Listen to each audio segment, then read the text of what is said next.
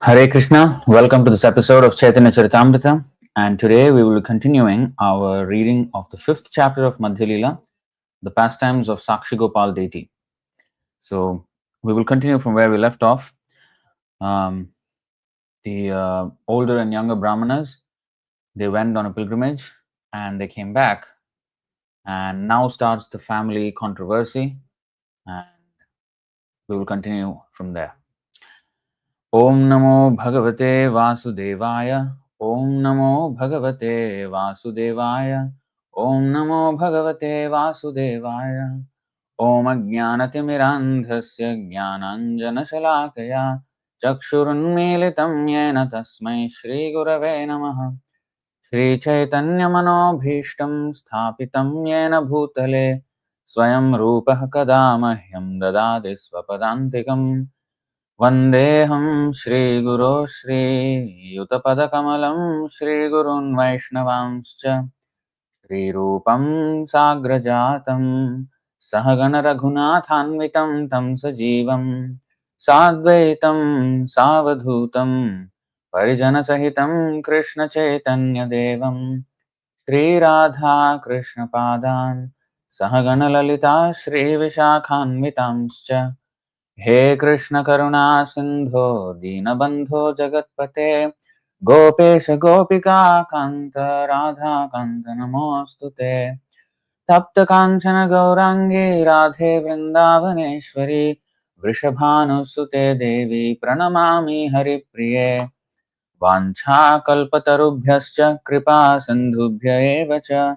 Patitanam Pavanebhyo Vaishnavebhyo Namo Namaha Namo Vishnupadaya Krishna Presthaya Bhutale Srimate Bhaktivedanta Swaminiti Namine Namaste Saraswati Deve Gauravani Pracharine Nirvishesha Sunyavadi Paschatya Deshatarine Jai Shri Krishna Chaitanya Prabhu Nityananda Shri Advaita Gadadhara Shri Vasadi Gaura Bhakta Vrinda Hare Krishna, Krishna Krishna, Hare Hare, Hare Rama, Rama Rama, Hare Hare. So, we will be continuing from where we left off. Chaitanya Charitamrita, Madhya-līlā 5.35, and the pastimes of Sākṣi-gopāla Deity are what we are reading. So, in our previous episode, we have gone through the pilgrimage of the two Brahmanas, the elderly and the young Brahmana. And then they came back to Vidyanagar after the whole pilgrimage. They went to Prayag, they went to Varanasi, they went to Vrindavan, Govardhan. So there, the elder Brahmana was very satisfied with the service of the young Brahmana, and he promised that he would give his daughter in charity to that young Brahmana. But the younger Brahmana, he said, "Oh, you are from an aristocratic Brahmin family. I am from Brahmin family, but not so aristocratic as yours.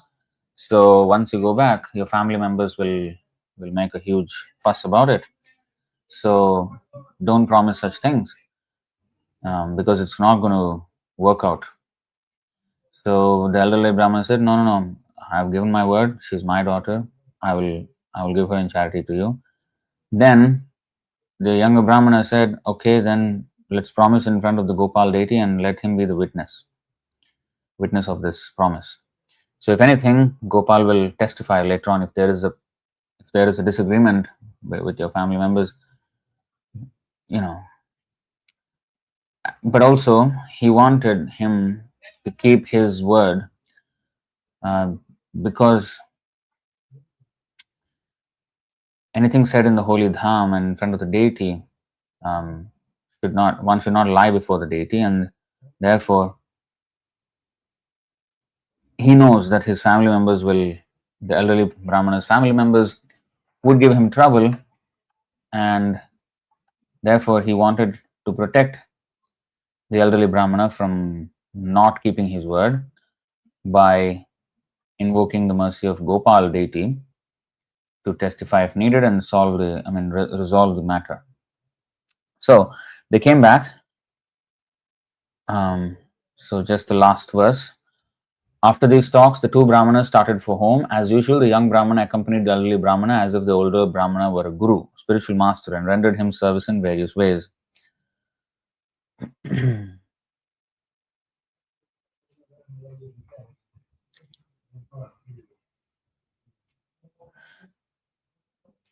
देशे आसी दुई जने गेला निज घरे कत दिने बड़ विप्र चिंतित अंतरे. After returning to Vidyanagar, each Brahmana went to his respective home. After some time, the elderly Brahmana became very anxious. तीर्थे विप्रे वाक्य दिलो के मते सत्य होय स्त्री पुत्र ज्ञाति बंधु जानिबे निश्चय. He began to think, I have given my word to a Brahmana in a holy place, and what I promised will certainly come to pass. I must now disclose this to my wife, sons, other relatives, and friends. एक दिन निज लोक एकत्र करिल ताशवार आगे सब वृत्तांत कहिल. Thus one day the elderly Brahmana called for a meeting of all his relatives and friends, and before them all he narrated what had taken place in front of Gopal. सुनी सब गोष्ठी तार करे हाहाकार ऐछे बात मुखे तुम्हें ना आनी बेयार. When those who belonged to the family circle heard the narration of the old Brahmana, they made exclamations showing their disappointment. They all requested that he not make such a proposal again. नीचे कन्या दिले कुलो जाइबे को नाश सुनिया सकल लोक करिबे उपहास. They unanimously agreed, if you offer your daughter to a degraded family, your aristocracy will be lost. When people hear of this, they will make jokes and laugh at you. So this is the consideration of usually many families in the matter of marriage, what the people will think, what people around them will think of them. They don't consider about the people who are getting married, but everybody around who don't care about them once they're married. Nobody really cares. They just attend the wedding function and then go away, never to meet again or meet once in a blue moon. And then they become overly concerned at this time.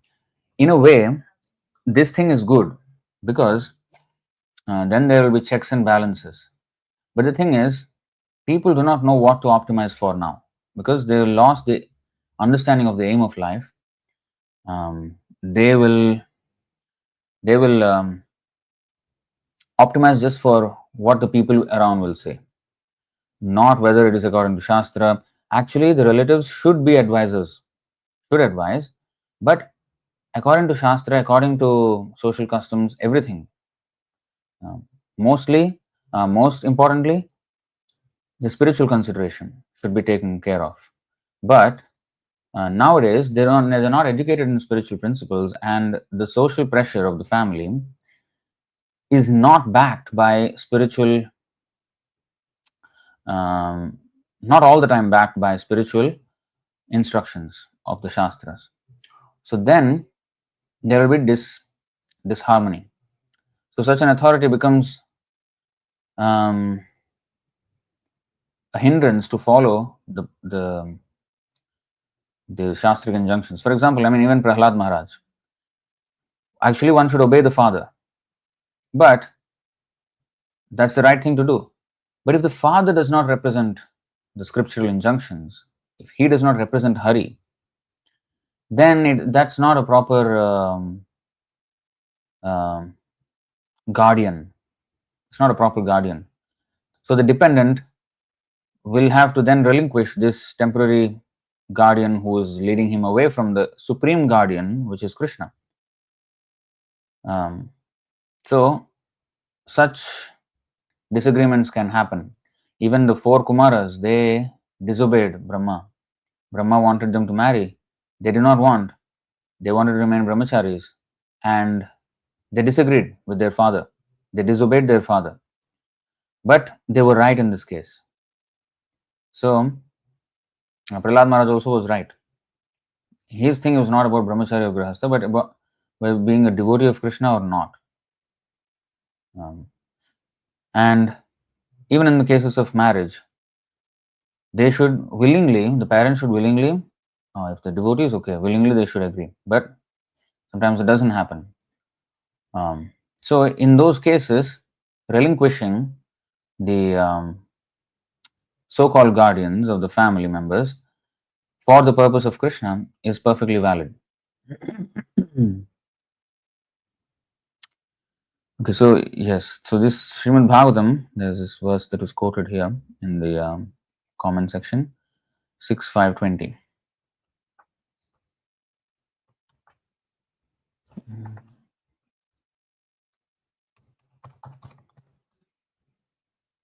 Yes, yes.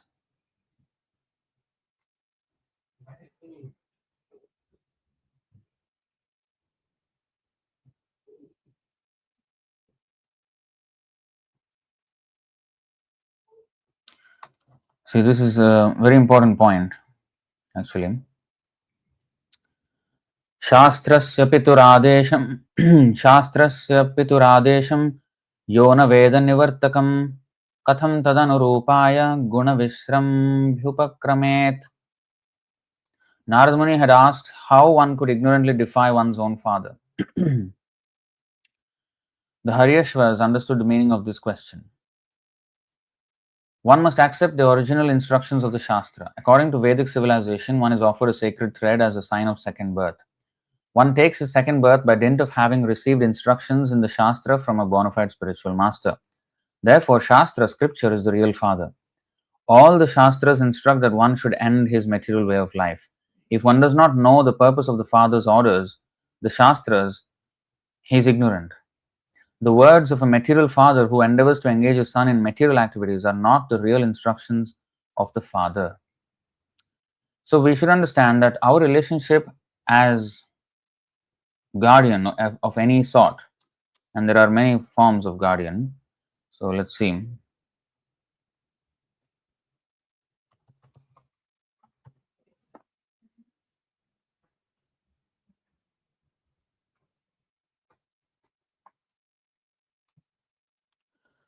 Gururna sasyat svajano na sasyat pita na sasyat janani na sasyat daivam na tatsyan na patischa sasyan na pochayedyah samupeta mrityum.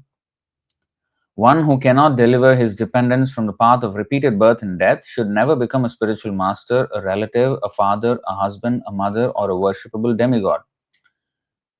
So that means if one took up this post, if one has already taken up this post of a guardian in the form of a guru or relative, a father, a husband, mother, or demigod or a king, then he must ensure that his dependents go back to Godhead. The time this is going the other way.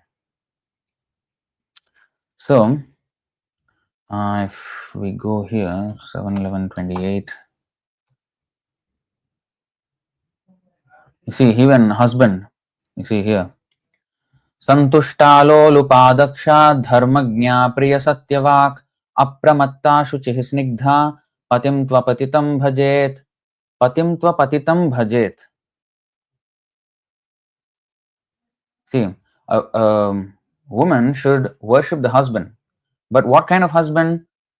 One who is not fallen. Apatitam. Patim tu apatitam bhajet.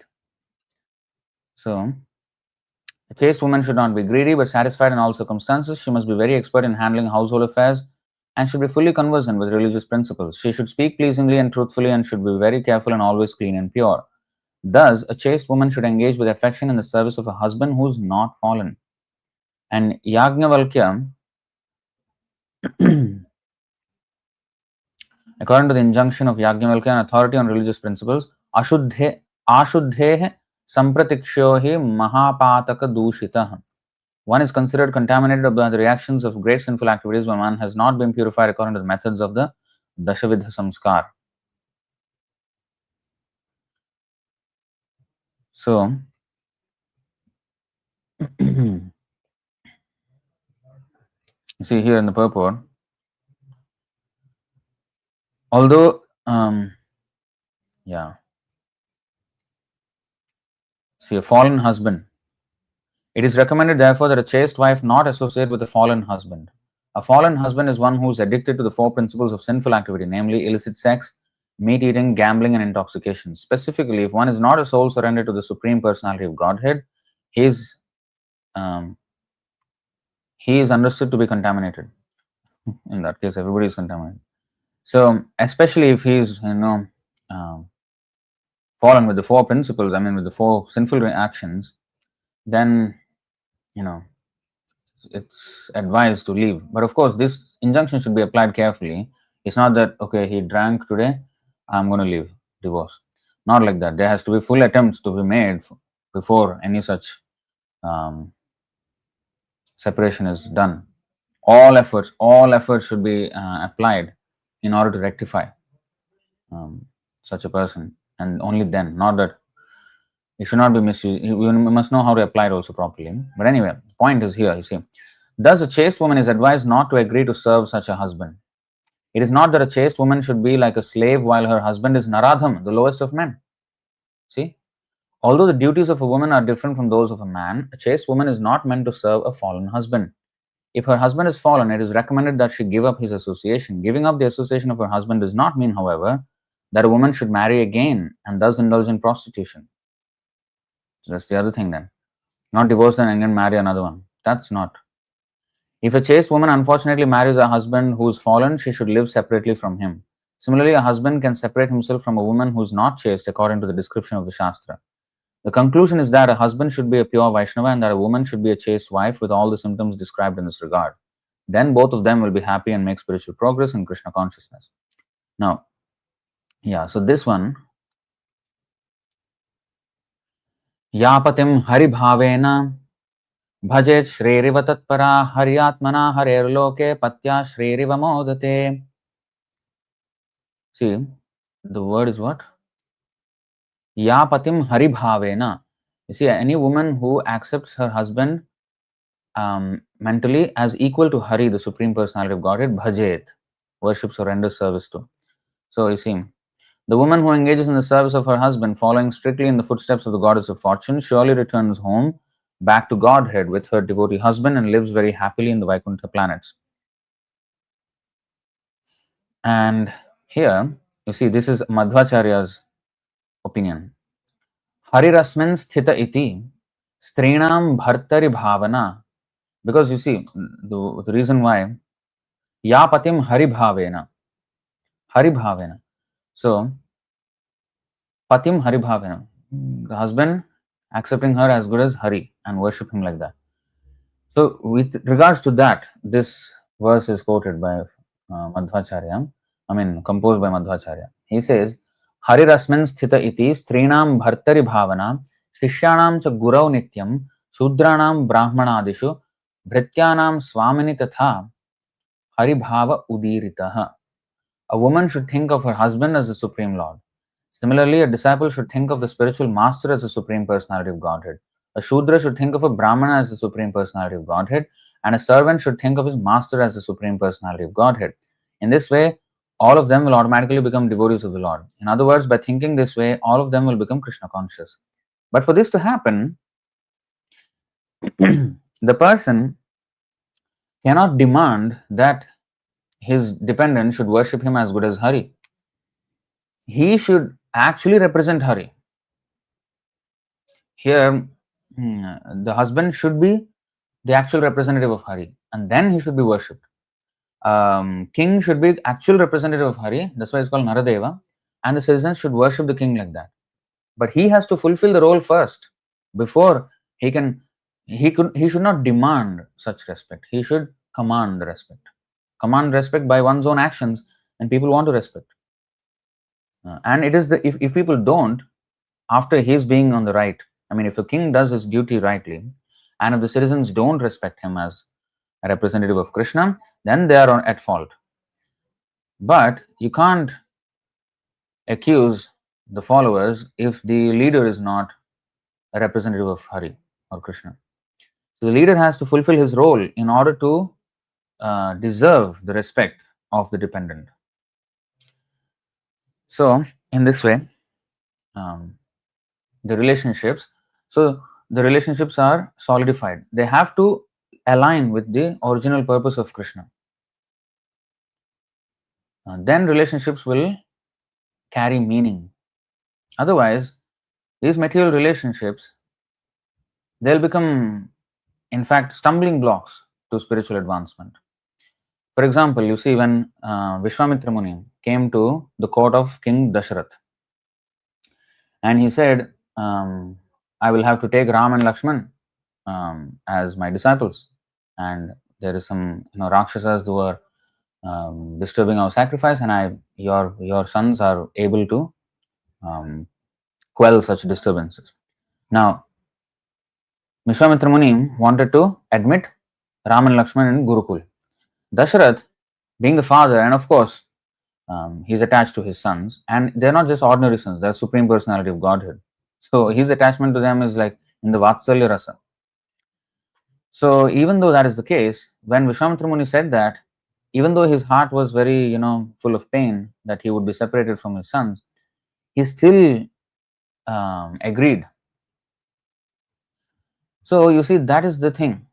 The father's duty is, even if his attachment is saying one thing, if the duty is there and my attachment is against the duty that I need to do, the duty takes preference, not my attachment. So although he was feeling such thing, and such feelings are actually spiritual in the case of Dasharath Maharaj, because his family, filial feelings for his son is actually Krishna Prema, or in this case Rama Prema. So, love of Godhead. And even his eventual separation from Ram is actually an ecstasy of for King Dasharath, service and separation, Vipralambha Bhava. So, spiritually, that has its own significance. But materially, there is a lesson for us that when there is attachment and duty, one has to stick to duty and not the attachment. So, that is the standard. That is the standard. But when the father is ill informed, or he chooses not to, like in the case of Hiranyakashipu, he chose not to send his Prahlad to any devotional school, but an atheistic school, which is under, of course, his auspices. Then he admitted his son to such a school. He wanted to teach his son atheism. So that is a deviation of duty. And when one's so-called guardian deviates from his duty, one can reject him. Patim tva patitam bhajet, patim cha patitam tyajet. In another place, who said that? Sridhar Swami, one of the. There's another verse which says patim cha patitam tyajet. Well, let's see.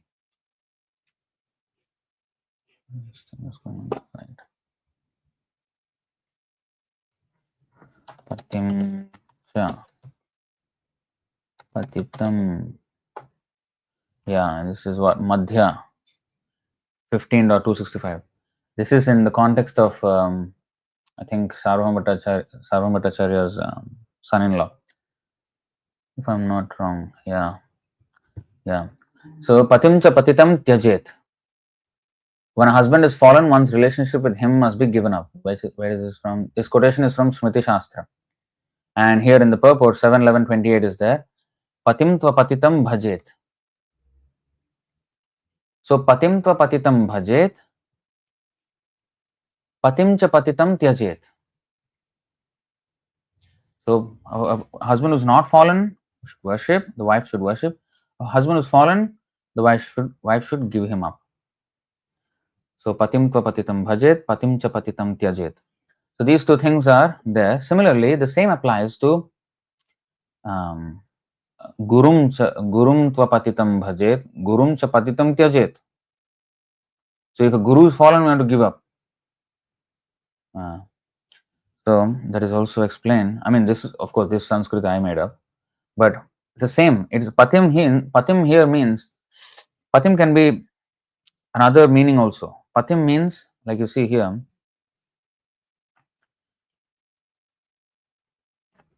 2, 4, 20. Okay. Shriya patir yajñapate prajapatir धियां पतिर्लोकपतिर्धरापतिः पतिर्गतिश्चान्धकवृष्णिसात्वतां प्रसीदतां मे भगवान् सतां patihi.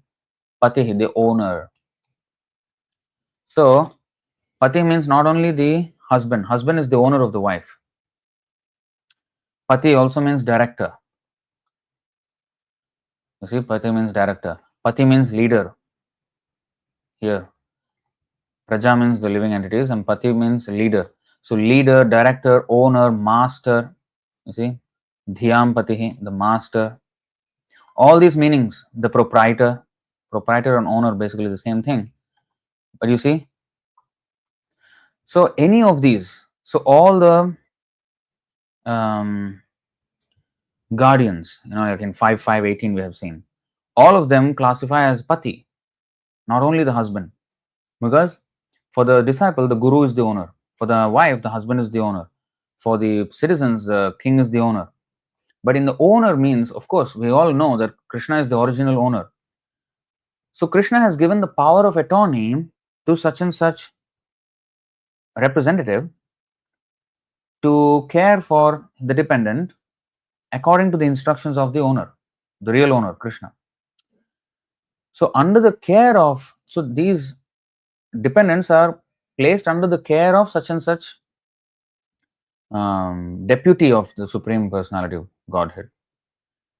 But if I don't act as the deputy of the Supreme Personality of Godhead, if I misrepresent him, then the dependent should be educated enough to actually give him up. And sometimes, of course, there is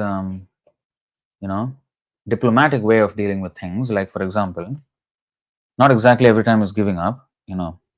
Like here, 7:14. Okay, let's, two verses are there. 5:5:3. ये वामयीशे कृतसौहृदार्था जनेषु देहं भरवार्तिकेषु गृहेषु जायात्मजरातिमत्सु न प्रीतियुक्ता यावदर्थाश्च लोके.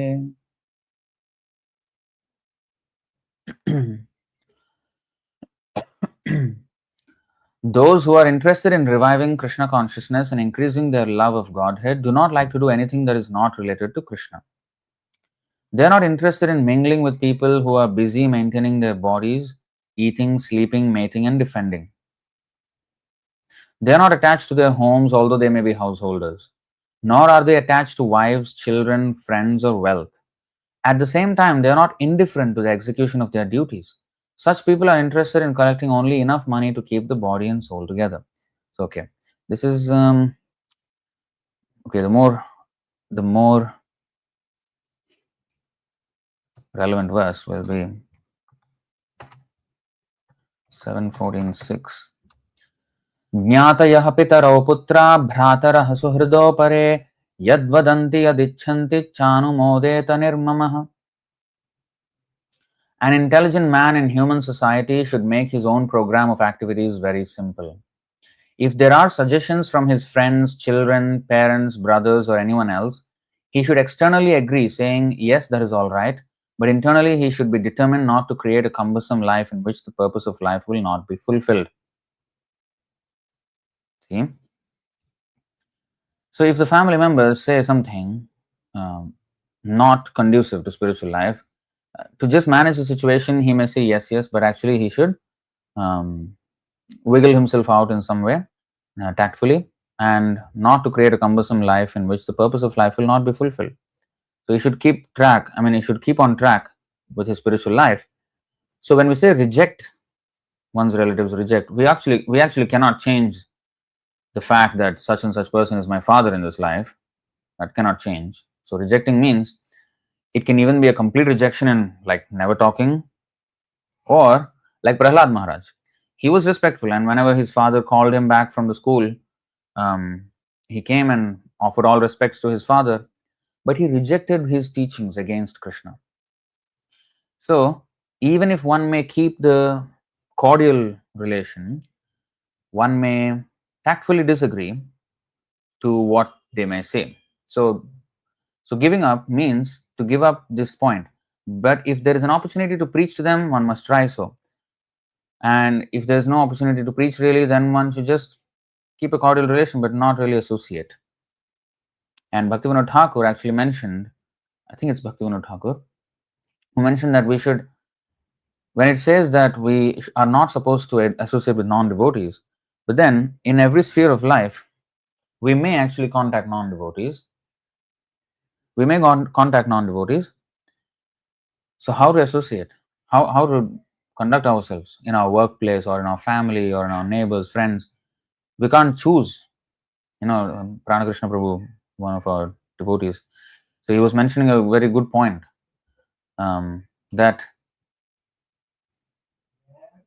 no, not Prana Krishna Prabhu, another devotee, Sanjay, Bhakta Sanjay, who comes here.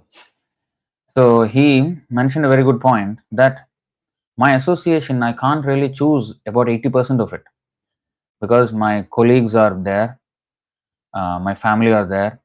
I'm unable to choose now. Now that I came to Krishna consciousness, my family I could not choose. Like, they are already my family members, and I can't run away from them just like that. Even though, if the family members may or may not be devotees, one may not be immediately just be able to give them up, right? If they're not devotees. And neighbors I can't change, and past friends I can't change. So the only thing I can change, he said, is when I come to temple and associate with the devotees. So that is within my reach, and then I have to make actually an effort to have that association. But without any effort, my association is already kind of fixed, because of the life I have. So, which is true. For many people, that is definitely the case. They don't have the luxury that all their associates are devotees. Most of the people do not have that luxury. So, in such cases, what does rejecting their association mean then? Then the only thing is that we should not take their association. We should not accept their suggestions. We should not listen to everything they say. We should guide ourselves by the injunctions of the Shastra, Guru, Sadhu. Krishna. Krishna. So that should be the guiding principle. So this is the verse for that. If there are suggestions from his friends, children, parents, brothers, or anyone, he should externally agree, but internally he should be determined not to create a cumbersome life in which the purpose of life will be fulfilled. So even in the case of a wife giving up the husband, it's not that immediately if a husband is not devotee, immediately give up. No. One should not immediately make such decisions. What one should do, in fact, is the woman should try her best to make the husband a devotee if possible, or stay under the protection of the husband but not really follow his non-devotional instructions while being nice to him. In fact, that is how most of these situations would have to be navigated. Same is the case when the husband is a devotee but the wife is not. It's not that immediately the husband should give up. There should be effort to make her a devotee, and if she's still not a devotee, then one should live, but fulfill the duties and do what he can to make her a devotee. Otherwise, not really accept the non-devotional suggestions given by the wife, and somehow or other manage. It's a battle. It's a battle. It's not an easy situation, I'm saying, but it's something for Krishna. Anukulyasya sankalpa pratakulyasya varjanam. And in extremely incorrigible cases and extremely painful cases, then one must give up. But you see, for example, Mandodari. Mandodari is the wife of Ravana, and she's one of the most chaste women in the universe in the Vedic history. One of the top 5 chaste women in the Vedic histories. And she was the wife of Ravana, an absolute degenerate, debauchee, and criminal of all sorts, Rakshasa. But she was still very faithful, and she did not give him up. But she always tried to instruct him the right thing. Please don't kidnap Sita, and then even when he kidnapped, please return her to Lord Ram. Don't do this. She's another man's wife. Don't do this. But he did not listen. So, in that case, she was chaste, but at the same time, she did not accept her husband's unrighteous actions. She was actually advising him against it. So that is also tyajit. She rejected that part of his personality, and she tried to, you know, she tried to instruct him in the right way. Another example is Gandhari, who was very chaste. I mean, she was the most beautiful princess of her time, most beautiful princess. And when she knew that her to-be husband, it's an arranged marriage, and then he was blind, she did not protest. Imagine, I mean, a person of heavenly beauty agreeing to marry a blind man. It requires what kind of surrender? And she blindfolded herself because she did not want to be more than her husband. So that's definitely chaste. But later on, when she had children, and then they turn out to be degenerates, they turn out to be atheistic. I mean, atheistic in the sense against the devotees of the Lord, who are Pandavas, their own cousins. Then Dhritarashtra supported his sons, and Gandhari also kind of supported. Of course, that's the whole pastime of the Lord. But Gandhari also knew that Pandavas would win, and even when she wanted to shield her son Duryodhan, because Bhima would kill him by hitting on his waist, on his thighs, so she wanted to actually empower him, and she asked him to come before her naked, being a grown-up man. She asked him to come before her naked. So he was going into the quarters of his mother in the palace, completely naked. And then Krishna came in the way and said, "What are you doing? What is this shameless?" Then he just covered his genitals with some leaf, something like that. And then he went before his mother. And then mother opened her blindfold, which she did not open for her entire life after marriage. And because of her tapasya, because of her chastity and her power, she got so much mystic power because of her chastity that when she opened her eyes and looked at the body of Duryodhan, and his entire body became like armor, invincible, no weapon could hit. But when she saw his genitals and portion of his thigh covered, she asked him, "Why did you come covered? I asked you to come completely naked, because then with my vision, your entire body will turn into armor. Why did you cover?" No, Krishna came and he asked me, "This is shameful." Then she knew that Krishna's desire is that her son has to be killed at the hands of Bhima. So nothing could stop. Even if she tried, even when she tried to do against that, it did not happen, because Mare Krishna Rakhe Krishna Mare ke. Krishna wants to kill someone who can protect. If Krishna wants to protect someone who can kill him. So she resigned to the fate that my son is going to die at the hands of Bhima, and that is ordained by Krishna. So anyway, my point is, she was a chaste woman, but of a husband who is not of a high grade character, and he was actually against the devotees, Pandavas, and still she remained chaste. And she is lauded for that. She is glorified for that in the Vedic literature. So how to exactly apply? I will give you another example.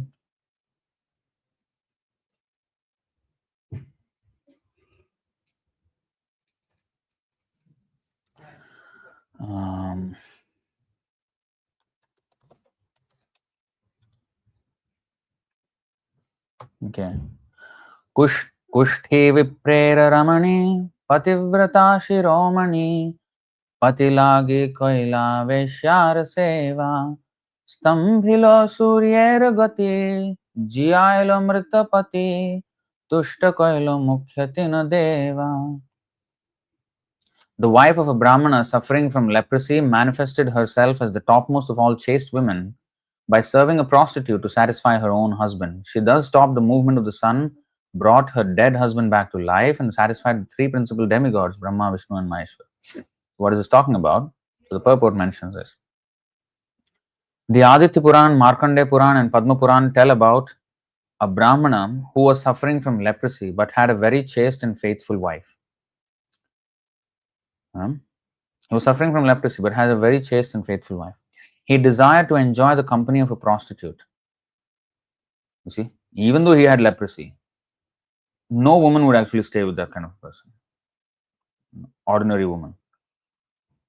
But she was so chaste, even if his leprosy, she was there for him. But he was so shameless, being a leper, he wanted to enjoy the company of a prostitute. So-called Brahmana, that too. How far he has fallen. How far? He decided to enjoy the company of a prostitute, and therefore his wife went to her, to the prostitute, and became her maidservant just to draw her attention for his service. So she went to the prostitute and served her as a maidservant to draw her attention so that she can serve her husband. Like unimaginable. When the prostitute agreed to associate with him, and this prostitute, you look at this prostitute, so she agreed. Wife is coming like this and asking, and then she should think like, come on, this is like very bad. I mean, I do sleep with men, but like wife asking, this is like too much. No, she went. She agreed to associate with him. The wife brought her the leprotic husband. Wife brought her. So she actually brought the leper husband to the prostitute. When that leper, the sinful son of a Brahmana, saw the chastity of his wife, he finally abandoned his sinful intentions. So you see, here is a different example. I mean, it's a chaste example. But instead of giving up, she tried to serve him, and with that submissiveness, she conquered her husband. She changed him. This requires immense patience, immense tolerance, immense fortitude, grit, determination, strength. This is not easy. This is not for anyone. This is not for anyone. This is not for ordinary people. This is like how chaste she was. We will see what is the power of her chastity. We will see now. When that leper, the sinful son of a Brahmana, saw the chastity of his wife, he finally abandoned his sinful intentions. While coming home, however, he touched the body of Markandeya Rishi, who thus cursed him to die at sunrise. Because Markandeya Rishi was a brahmachari. He was a brahmachari of the topmost order. You can see in the 12th canto his life. For 6 manvantaras he meditated. 6 manvantaras. 71 cycles of the 4 yugas is 1 manvantara. 6 times that. He was a meditation. Top class brahmachari. And then when he did, and how much tapasya, the power of tapasya will be there with Markandeya Rishi. Not ordinary, the great devotee. So then this kind of sinful person touched him, he cursed him to die at sunrise. Because of her chastity, the woman was very powerful. Therefore, when she heard about the curse, she vowed to stop the sunrise. Because of her strong determination to serve her husband, the 3 deities, namely Brahma, Vishnu, and Maheshwar, were very happy, and they gave her the benediction that her husband would be cured and brought back to life. This example is given herein to emphasize that a devotee should engage himself exclusively for the satisfaction of Krishna without personal motives that will make his life successful. She actually stopped the sun. She created a whole cosmic disturbance. So, you see, so these are some examples. That's why a person of that caliber can do that kind of impossible thing. So it's that impossible to be that chaste that you could stop the rising of the sun. Who can stop the rising of the sun? We can't. It's impossible. Similarly, to be as chaste is just next to impossible. But look at the mystic power of the woman. A man gets his mystic power by actual tapasya. A woman gets her mystic power by chastity. She becomes as mystically. That's why it is said that Bhishma Dev was a brahmachari, Naishtik brahmachari, and Gandhari was a chaste wife. It is said that Gandhari is as powerful as Bhishma Dev in her strength of tapasya, in her strength of mystic power. Bhishma Dev was very solid. That's why he could die only when he wanted to. He had that benediction. So that's the power of his austerity, because his father gave him that benediction. And Gandhari was as exalted as Bhishma Dev, although she did not do any such tapasya, but by being chaste, it comes. This is good. 9, 10, 27 in the comment section.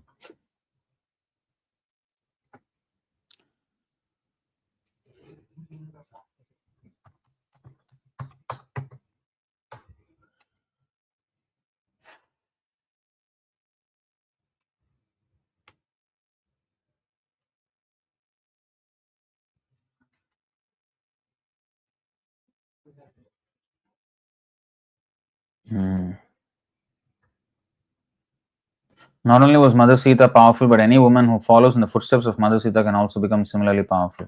So this is the thing. Oh, greatly fortunate one, you came under the influence of lusty desire. This is actually Mandodari saying, right? This is Mandodari.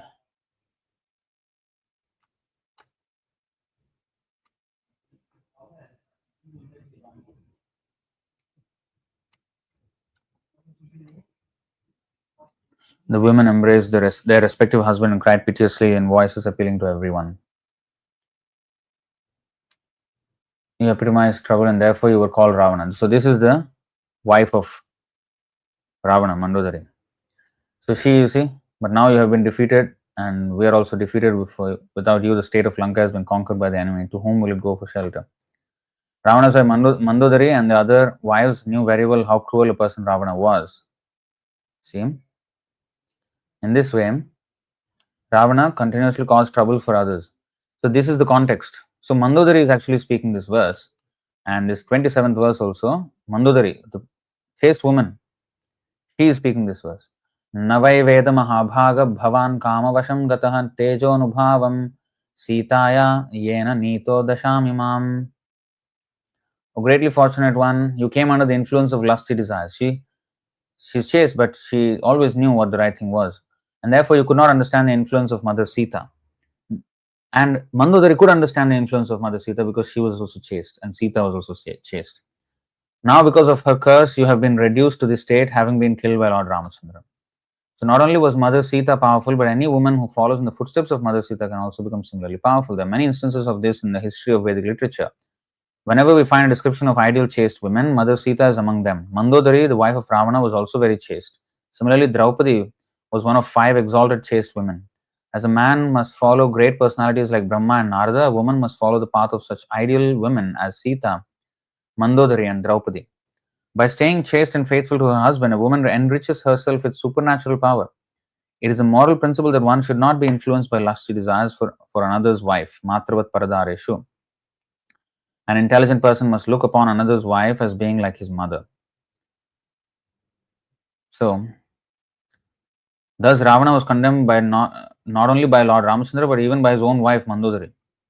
Because she was a chaste woman, she knew the power of another chaste woman, especially such a wife as Mother Sita Devi.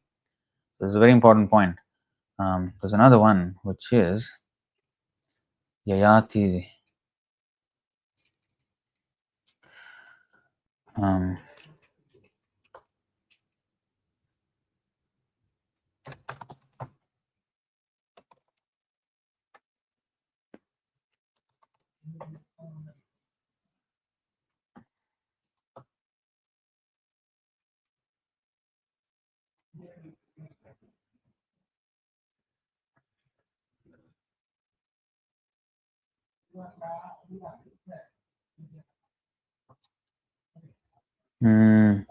There is a description in the case of Yayati that a woman should not give up her husband even if he is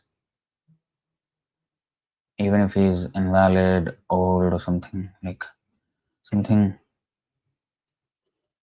deceased.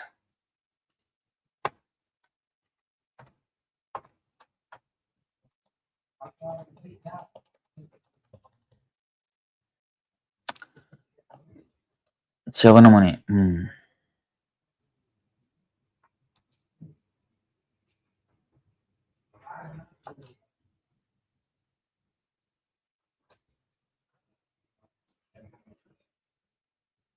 No. Yeah, Chavanamani. Somewhere in that place only. Oh, not this.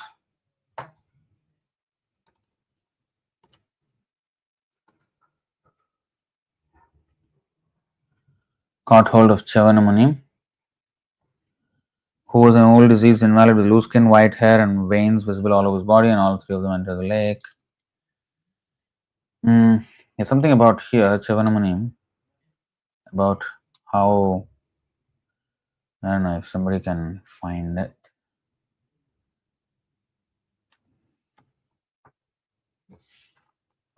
9:3:20.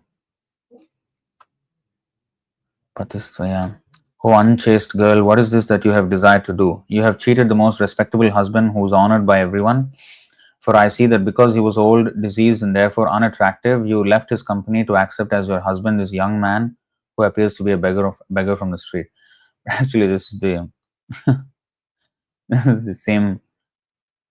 So this shows that values of Vedic culture. According to the circumstances, Sukanya had been given a husband who was too old to be compatible with her. Because Chavanam Muni was diseased and very old, he was certainly unfit for the beautiful daughter of King Sharyati. Nonetheless, her father expected her to be faithful to her husband. See? When he suddenly saw that his daughter had accepted someone else, even though the man was young and handsome, he immediately chastised her as Asati, unchaste, because he assumed that she had accepted another man in the presence of her husband. According to Vedic culture, even if a young woman is given an old husband, she must respectfully serve him. This is chastity. It is not that because she dislikes her husband, she may give him up and accept another. This is against Vedic culture. According to Vedic culture, a woman must accept the husband given to her by her parents and remain chaste and faithful to him. See, this is also stated. Therefore, King Sharyati was surprised to see a young man by the side of Sukanya. So, of course, it's the same person who was awarded youthful body again. But you see, the point is, treated the most respectable husband who's honored by everyone. Because he's honored by everyone because he was religious. So that's the thing. If a person is religious, patim tva patitam bhajet. It does not matter whether he's old or what. But of course, this was abused later on.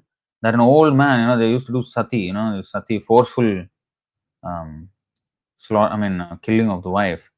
The old man would marry an absolute girl, like a minor, and then get married, and then he dies soon. And then they used to push the girl into the fire and kill her.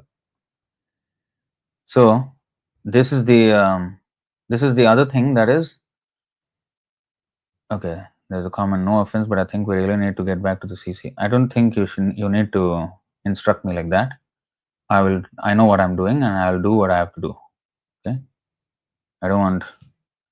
I know what I'm doing. Okay. So so the thing is the point of accepting authority. Accepting authority, one must know how to follow this. Patim tva patitam bhajet, patim cha patitam tyajet. We should know. And then there is this other verse, avaishnavopadishtena. This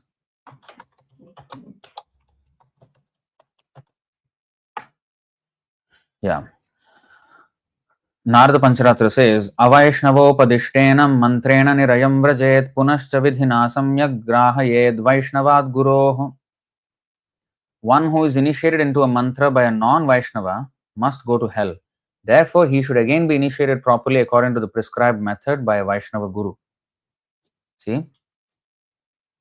And in the same purport earlier, It is said here 2 times. Is it the one? See, Labdvanugraha. बोधः कलुषितस्तेन दौरात्म्यं प्रकटीकृतं गुरुर्येण परित्यक्तस्तेन त्यक्तः पुरा हरिः. One pollutes his own intelligence and exhibits severe weakness of character when he rejects his own spiritual master. This is if the spiritual master is valid. Indeed, such a person has already rejected the Supreme Lord Hari. The bona fide disciple should always remember that his entire understanding of Vedic knowledge is coming through the mercy of his bona fide spiritual master. Then, this verse is there. One who is initiated by a non-Vaishnava must go to hell. So, if the Guru is found to be fallen, actually, there's another thing also. 11.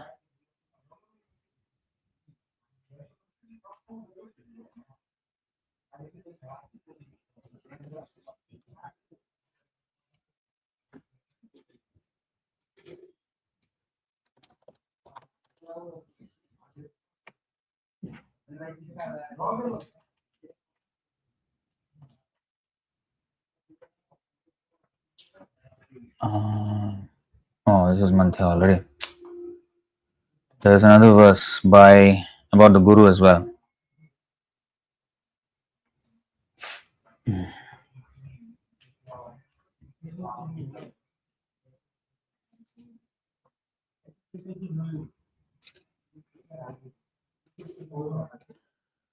Okay, so anyway, so we'll go back. A Guru who has fallen, we must give him up. What is that verse? One should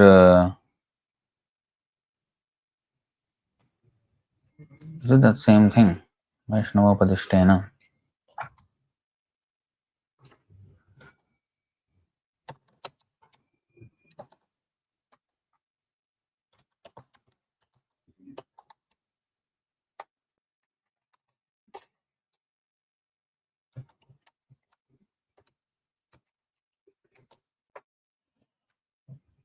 Grahayat Vaishnava Guru. Okay, this is Vaishnava. But when a Guru is fallen, then one has to reject him. And also, Narahari Sarkar has also given how to reject and accept a Vaishnava Guru. So all these things are there. Bhaktivinoda Thakur also has mentioned about it. So anyway, now, so rejecting the so-called caretaker.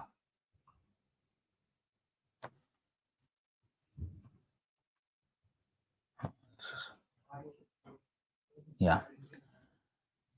If you offer your daughter to a degraded family, your aristocracy will be lost. When people hear of this, they will make jokes and laugh at you. So this is usually becomes the thinking of the relatives. Instead of what is correct according to Shastra, no. People will hear this and they will make jokes. Yeah, actually, I wanted to show these other verses as well. So, in the Mukundamala Stotra 39, so this is another one, how we should reject. त्यजन्तु बान्धवाः सर्वे निन्दन्तु गुरवो जनाः तथापि परमानन्दो गोविन्दो मम जीवनम्. Let my relatives all abandon me and my superiors condemn me. Still the supremely blissful Govinda remains my life and soul. See? So rejecting the superiors, this thing. And again, MM42. Chittam naiva nivartate kshanamapi Shri Krishna padambujan Nindantu priyabandhava gurujana Grihanantu munchantu va Durvadam parighosayantu manuja Vamshe kalankostu va Tadrik premadharanuraga madhuna Mattayamanam tume. My mind cannot turn from Sri Krishna's lotus feet even for a moment. So let my dear ones and other relatives criticize me. My superior accept or reject me as they like. The common people spread evil gossip about me, and my family's reputation be sullied. For a madman like me, it's honor enough to feel this flood of love of Godhead, which brings such sweet emotions of attraction for my Lord. So for Krishna consciousness, we have to sometimes give up the family suggestions and sometimes even their association entirely.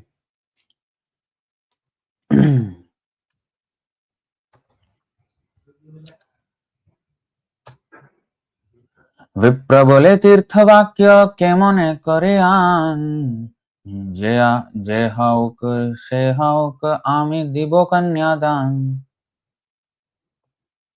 The elderly Brahmana said, "How can I undo the promise I made in a holy place while on a pilgrimage? Whatever may happen, I must give him my daughter in charity." ज्ञाति लोक कहे मोरा तोमाके छाड़िबो स्त्री पुत्र कहे विश्व खाइया मरिबो. Emotional manipulation. The relatives unanimously said, "If you give your daughter to that boy, we shall give up all connection with you." Indeed, his wife and sons declared, if such a thing happens, we shall take poison and die. विप्र बोले साक्षी बोलाया करिबे कन्याय जिति कन्या लोभे मोर व्यर्थ धर्म होय. The elderly Brahmana said, "If I do not give my daughter to the young Brahmana, he will call Sri Gopalji as a witness. Thus, he will take my daughter by force, and in that case, my religious principles will become meaningless." Yeah, this is the verse. Yeah, this is the verse I was looking for. 821 purport.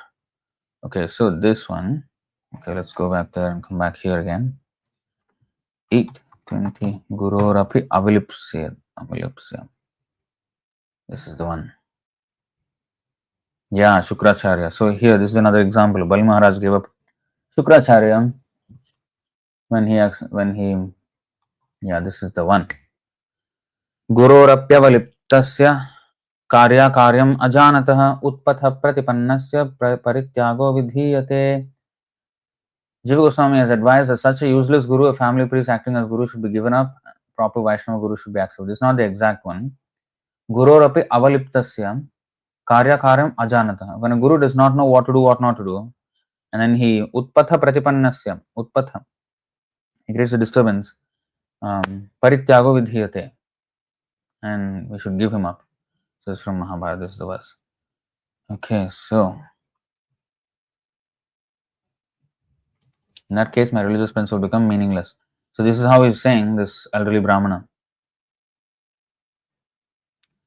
पुत्र बोले प्रतिमा साक्षी से हो दूर देशे के तुम्हारे साक्षी दिवे चिंता करो किसे. His son replied, "The deity may be a witness, but he is in a distant country. How can he come to bear witness against you? Why are you so anxious over this?" So no faith in Krishna at all. नाहि कही ना कहियो ए मिथ्या वचन सबे कहिबे मोर मोर किछु नाहि को स्मरण. You do not have to flatly deny that you spoke such a thing. There is no need to make a false statement. Simply say that you do not remember what you said. Well, that is also a false statement. Maybe a softer lie. তুমি যদি কহো আমি কিছুই না জানি তবে আমি ন্যায় করি ব্রাহ্মণের যিনি. If you simply say, "I do not remember," I shall take care of the rest. By argument, I shall defeat the young Brahmana. Purport. The son of the elderly Brahmana was an atheist and a follower of the Raghunatha Smriti. He was very expert in dealing with pound, shillings, pence, but he was fool number one. Raghunath Smriti. Oh, that was Raghunandan. So anyway, I don't know what is Raghunath Smriti. I need to do some research on that. But he was fool number one. Consequently, he did not believe in the spiritual position of the deity, nor did he have any faith in the Supreme Personality of Godhead.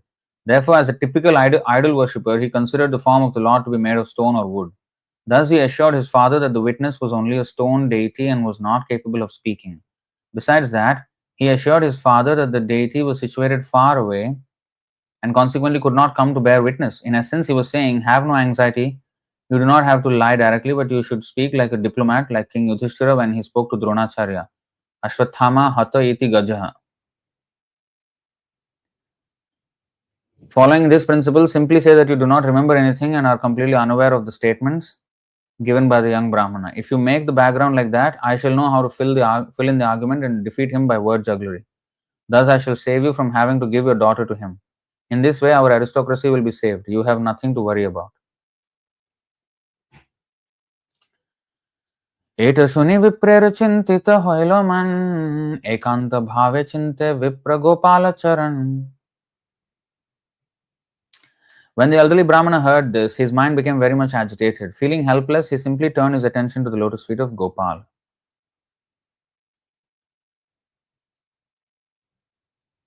So you see, in a helpless situation, he just was praying to Gopal, and he was also confident.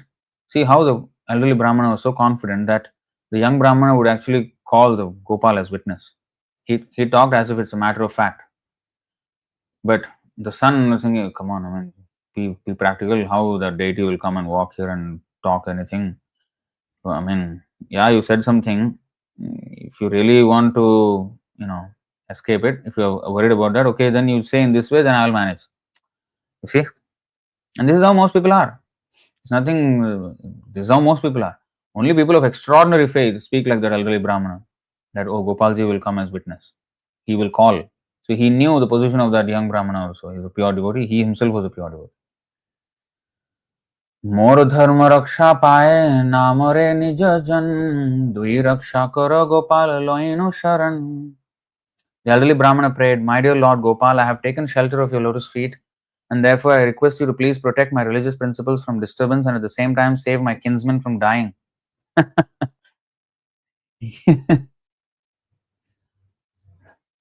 So he's in a fix, and he asked two things: my religious principles should not go away, because if he kept his religious principles, they said they will die. So, but he's asking Gopal, please keep my religious principles and let them not die. Save my kinsmen from dying. এই মত विप्र चित्ते चिंतिते लागिला are दिन लघु विप्र तार घरे आइला.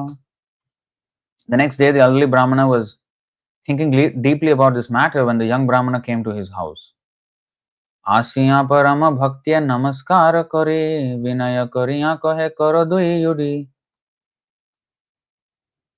जुरी. The young Brahmana came to him and offered respectful obeisances. Then, very humbly folding his hands, he spoke as follows: तुमी मोरे कन्या दिते करियाछ अंगीकार एबे किछु नाही कहो कि तोमार विचार. You have promised to give your daughter in charity to me, and now you do not say anything. What is your conclusion? एटा सुनी से विप्र रहे मौन धरे तार पुत्र मारिते आइलो हाथे ठेंगा करी. After the young Brahmana submitted this statement, the elderly Brahmana remained silent. Taking this opportunity, his son immediately came out with a stick to strike the younger man. आरे अधम मोर भग्नि चाहो विवाहिते वामन होइया चांद जेन चाहत धरिते. The son said, oh, you are most degraded. You want to marry my sister just like a dwarf who wants to catch the moon? ठेया देखी शे विप्रा पलाइया गेला are दिन ग्रामेर लोक एकत्र करिला. Seeing a stick in the hand of the son, the younger Brahmana fled. The next day, however, he gathered together all the people of the village. सब लोक बड़ विप्रे डाकिया आनिला तबे शे लघु विप्र कहिते लागिला. All the people of the village then called for the elderly Brahmana and brought him to their meeting place. The young Brahmana then began to speak before them as follows: इहाँ मोरे कन्या दिते करियाछे अंगीकार एबे जेना देना पूछो इहार व्यवहार. This gentleman has promised to hand over his daughter to me, yet now he does not follow his promise. Please ask him about his behavior. So until now he was actually very respectful to the elderly man. But now this younger man is kind of accusing the elder man of not following his promise. He actually does not have any animosity towards the elderly man. He knows that the elderly man is under duress, and therefore, but he's bringing out the point. The real fight is with the family members, not with the elderly gentleman. He knew the elderly gentleman would want to give his daughter. तबे से विप्रेरे पुछिल सर्वजन Kanya kene na deho jadi diya chho vachan.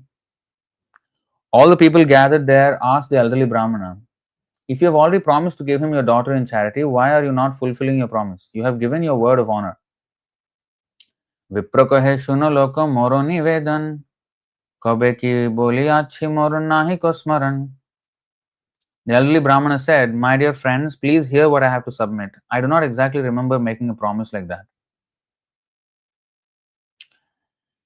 Eight सुनि तार पुत्र वाक्य छल पाइया प्रगल्भ हइया कहे सम्मुखे आसिया.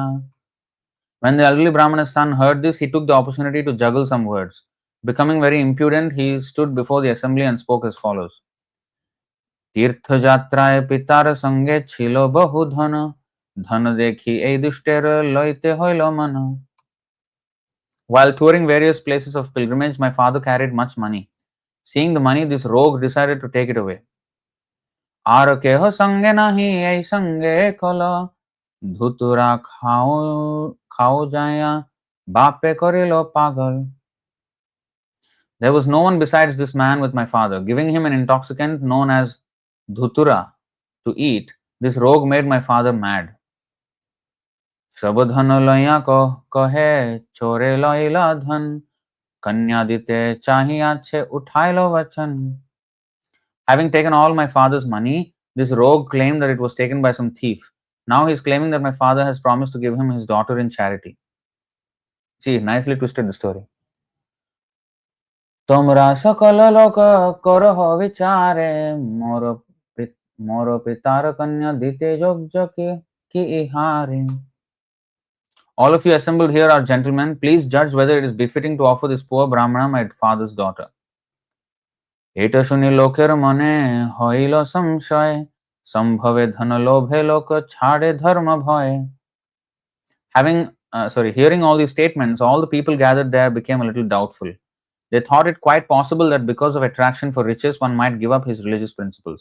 So you see, this is how rumors spread. When things don't happen, but then when people just tell a plausible story, then people will think, yeah, that is possible, that can happen.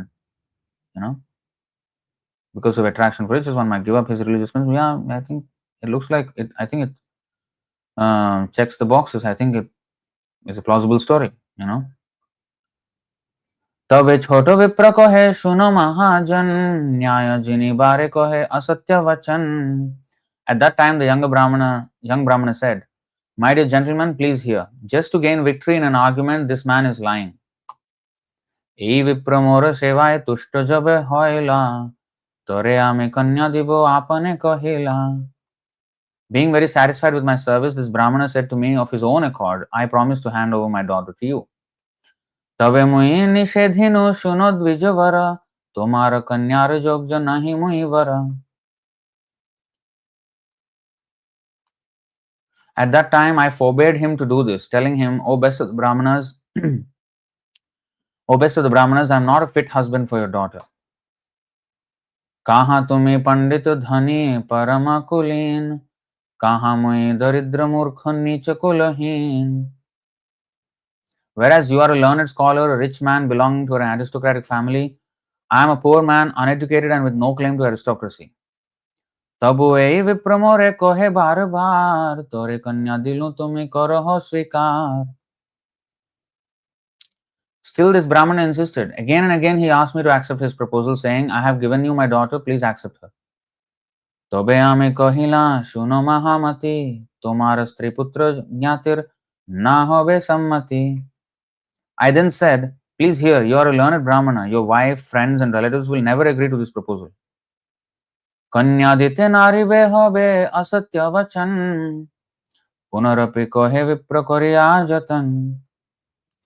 My dear sir, you will not be able to fulfill your promise. Your promise will be broken. Yet again and again the Brahmana emphasized his promise. কন্যা তরে দিলু দ্বিধা না করি হচিতে আত্মকন্যা দিব কে বা পারে নিষেধিতে. I have offered you my daughter, do not hesitate, she is my daughter and I shall give her to you. Who can forbid me? He said all this. তবে আমি কহিলা দৃঢ় করে মান Gopalera aage kaho e satya vachan. At that time, I concentrated my mind and requested the Brahmana to make the promise before the Gopal deity. Tabe ho Gopalera aage te kahila, tumi jano ei vipra kanya ami dila. Then this gentleman said in front of the Gopal deity, My dear Lord, please bear witness. I have offered my daughter to this Brahmana in charity. তবে আমি গোপালের সাক্ষী করিয়া কহিলা তার পদে মিনতি করিয়া. Accepting the Gopal deity as my witness, I then submitted the following at his lotus feet. যদি এই বিপ্র মোরে না দিবে কন্যাদান, সাক্ষী বলাইমু তোমায় হইও সাবধান.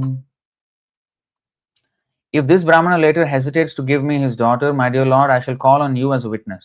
Please note this with care and attention.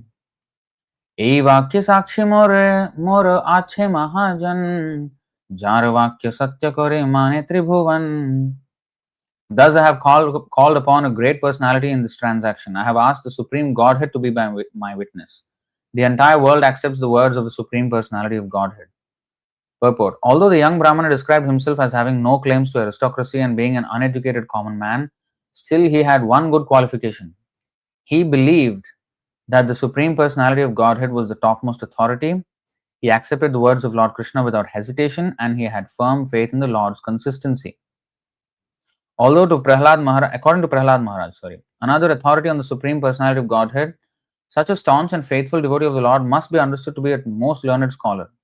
Tanmanye dhitam uttamam, Srimad Bhagavatam 7.5.24. A pure devotee who has firm faith in the words of the Supreme Personality of Godhead is to be considered a most learned scholar, the topmost aristocrat and the richest man in the whole world. All godly qualities automatically exist in such a devotee.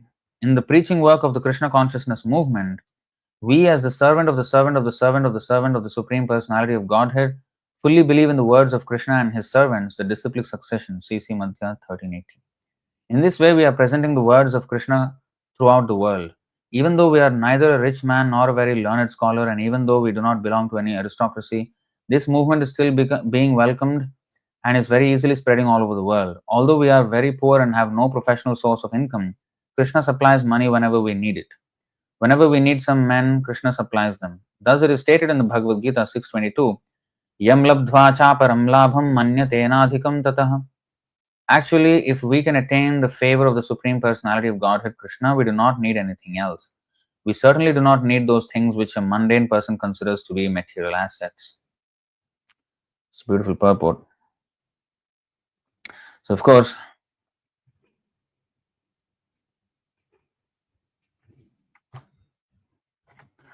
this verse is invoked here.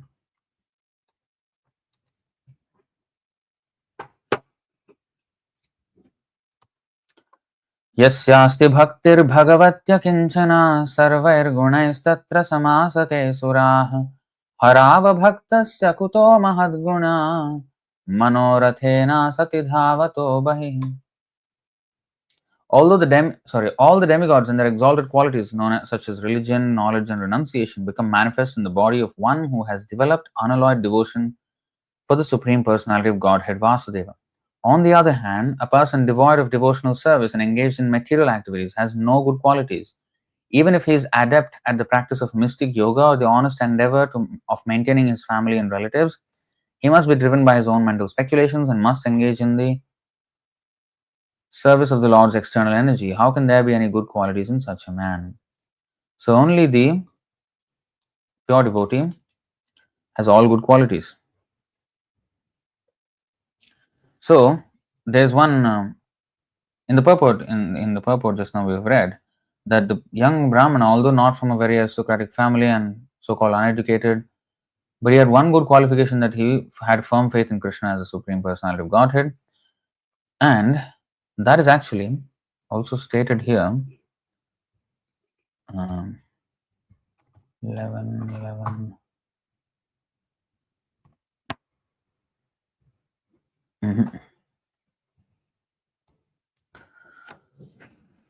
17.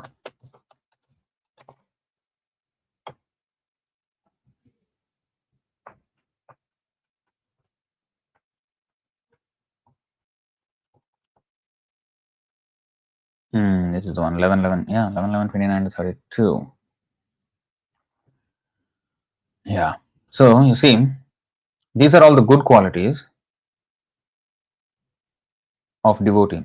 28 good qualities are there here. Sri Bhagavan Vacha Kripalur Akrita Drohas Kripalur Akrita Drohas Titikshuhu Sarvadehinam Satyasaro Navadyatma Samah Sarvopakarakah Kamairahat Dhirdanto Mriduh Shuchir Akinchanah Anihomita Bhukshantah Sthiro Macharano Munihi Apramatto Gabhiratma Dhritimangjita Shadgunah Amanimanadh Kalyo Maitrah Karunikah Kavihi आज्ञा आज्ञायैवं गुणान् दोषान् मयादिष्टानपि स्वकान् धर्मान् संत्यज्य यः सर्वान् मां भजेत स सत्तमः.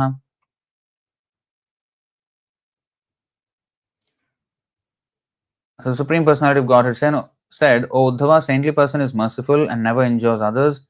Even if others are aggressive, he is tolerant and forgiving toward all living entities. His strength and meaning in life come from the truth itself. He is free from all envy and jealousy. His mind is equal in material happiness and distress. Thus, he dedicates his time to working for the welfare of all others. His intelligence is never bewildered by material desires, and he has controlled his senses. His behavior is always pleasing, never harsh, and always exemplary, and he is free from possessiveness. He never endeavors in ordinary worldly activities, and he strictly controls his eating. He therefore always remains peaceful and steady. A saintly person is thoughtful and accepts me as his only shelter. And remember this, Matsharana accepts me as his only shelter. So this is very important. This is the main good quality. All the other good qualities occur in a person who accepts this thing, accepts Krishna as the only shelter. Such a person is very cautious in execution of his duties and is never subject to superficial transformations because he is steady and noble even in a distressing situation. He has conquered over the six material qualities, namely hunger, thirst, lamentation, illusion, old age, and death. He is free from all desire for prestige and offers honor to others. He is expert in reviving the Krishna consciousness of others and therefore never cheats anyone. Rather, he is a well wishing friend to all, being most merciful. Such a saintly person must be considered the most learned of men. He perfectly understands that the ordinary religious duties prescribed by me in various Vedic scriptures possess favorable qualities that purify the performer, and he knows that neglect of such duties constitutes a discrepancy in one's life.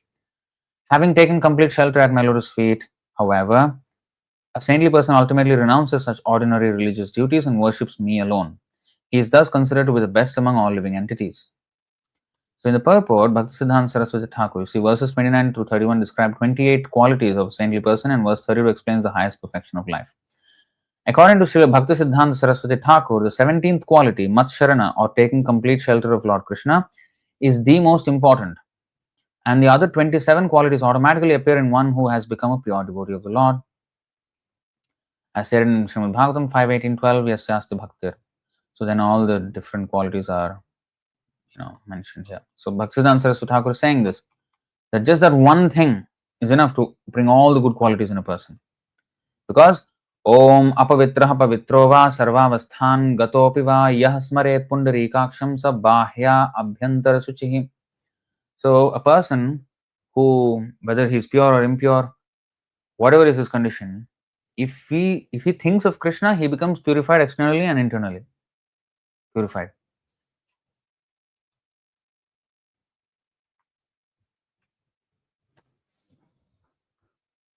And Prabhupada also is saying here that all advantages are there for a devotee. Yeah.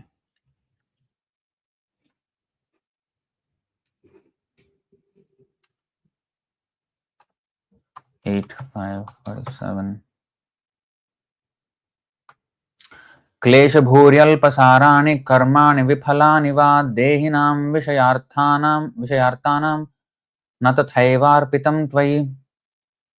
Karmis are always anxious to accumulate wealth for their sense gratification, but for that purpose they must work very hard. Yet, even though they work hard, the results are not satisfying. Indeed, sometimes their work results only in frustration. But devotees who have dedicated their lives to the service of the Lord can achieve substantial results without working very hard. These results exceed the devotees' expectations. That does not mean devotees are actually lazy, but without working very hard means what? So the devotees don't work hard? No, they work very hard in Krishna's service. But even such hard work would not give them that results which Krishna bestows upon them. He bestows so much more than what the hard work can actually give them. And that involves a lot of reversals as well. Like we can see the success of Prabhupada. He went, with no money, anything. He went to America and then, it became a success and whole world he preached. But how many years in India, even in America, he struggled so much. He worked very hard. But that hard work by itself, if any other person did it, it would not translate to such results. But because Krishna has sanctioned, Krishna has bestowed so much, he was given all resources. He given all resources to that person. What 11:33?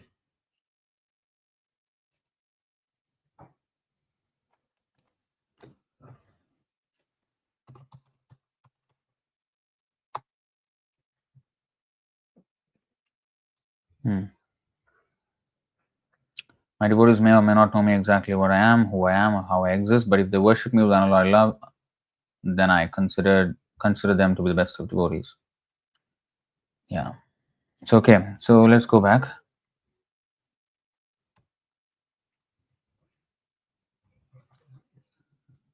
What is the time?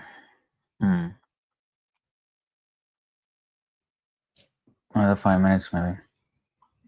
तबे बड़ विप्र कहे ए सत्य कथा गोपाल यदि साक्षी then आपने आसी था तबे कन्या দিব আমি জানি নিশ্চয় তার পুত্র কহে এই ভালো বাত হয়. Taking this opportunity, the elderly Brahmana immediately confirmed that this was really true. He said, if Gopal personally comes here to serve as a witness, I shall surely give my daughter to the young Brahmana. Purport. As the super soul within the heart of all living entities, Krishna knows everyone's desire, everyone's request, and everyone's prayer. Although all these may be contradictory, the Lord has to create a situation in which everyone will be pleased.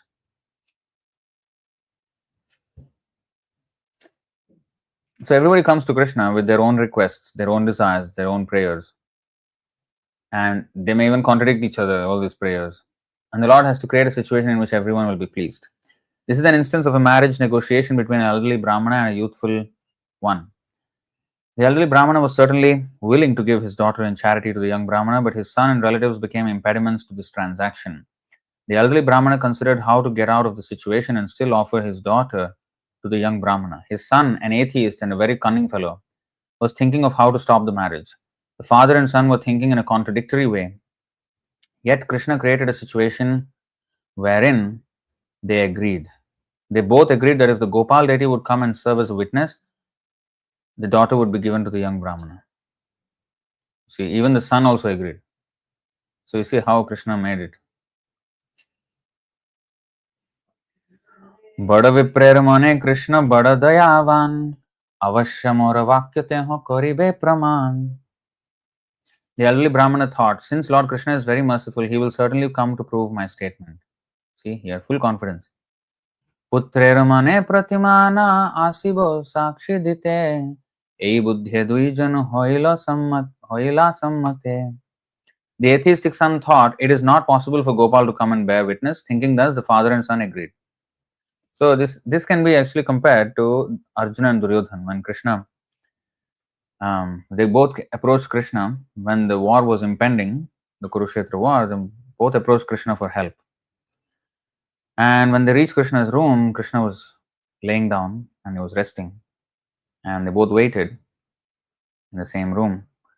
And Arjuna was at the feet of Krishna. Duryodhana was beside the head of Krishna.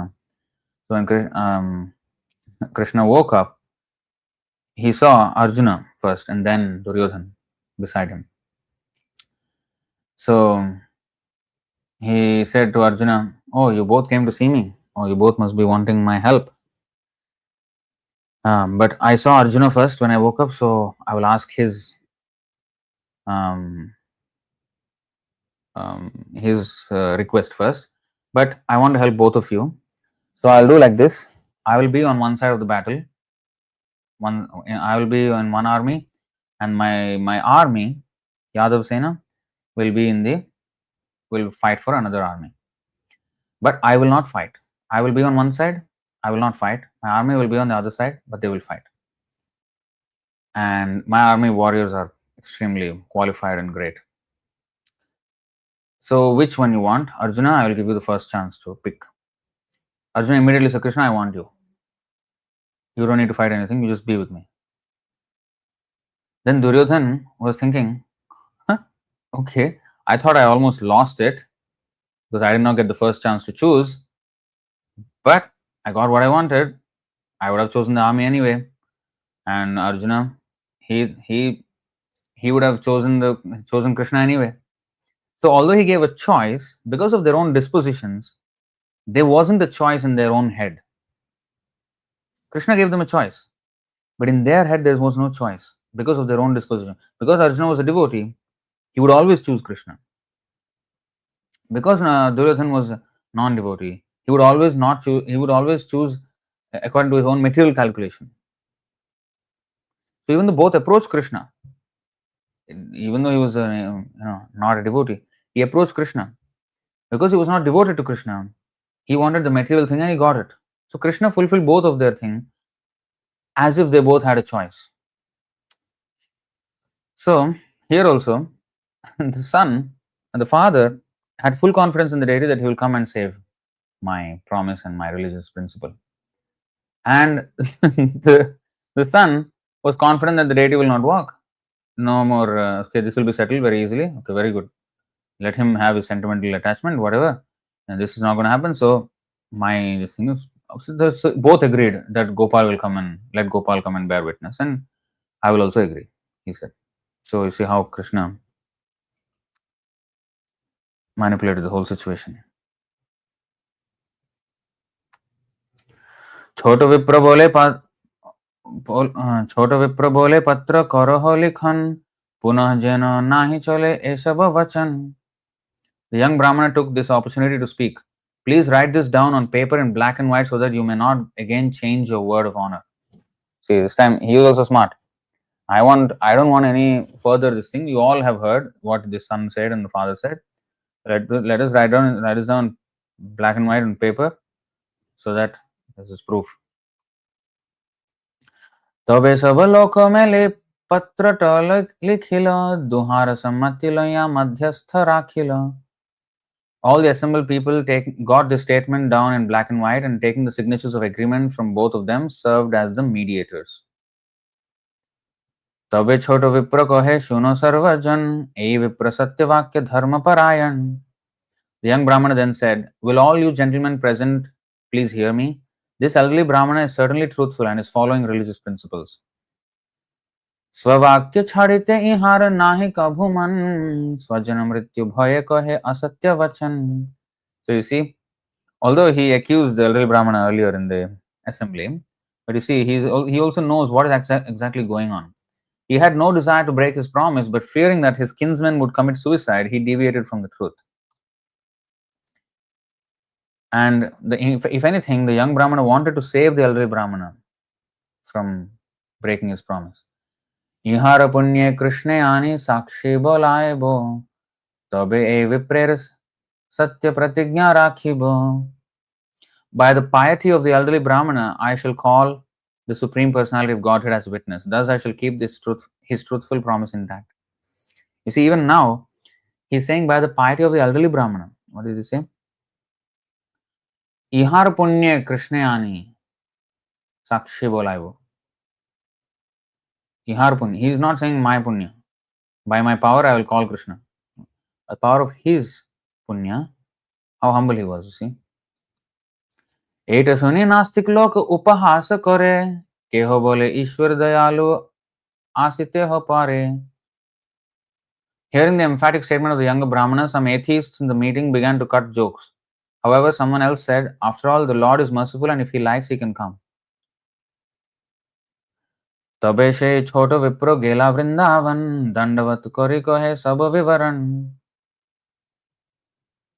After the meeting, the young Brahmana started for Vrindavan. Upon arriving there, he first offered his respectful obeisances to the deity and then narrated everything in full detail.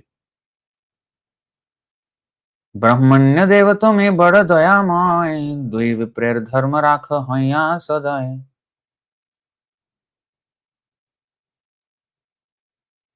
He said, my lord, you are the protector of Brahmanical culture and you are also very merciful. Therefore, kindly show your great mercy by protecting the religious principles of us two Brahmanas. कन्या पाबो मोर मने इहा नाही सुख ब्राह्मणेर प्रतिज्ञा जाए ए बड़ दुख.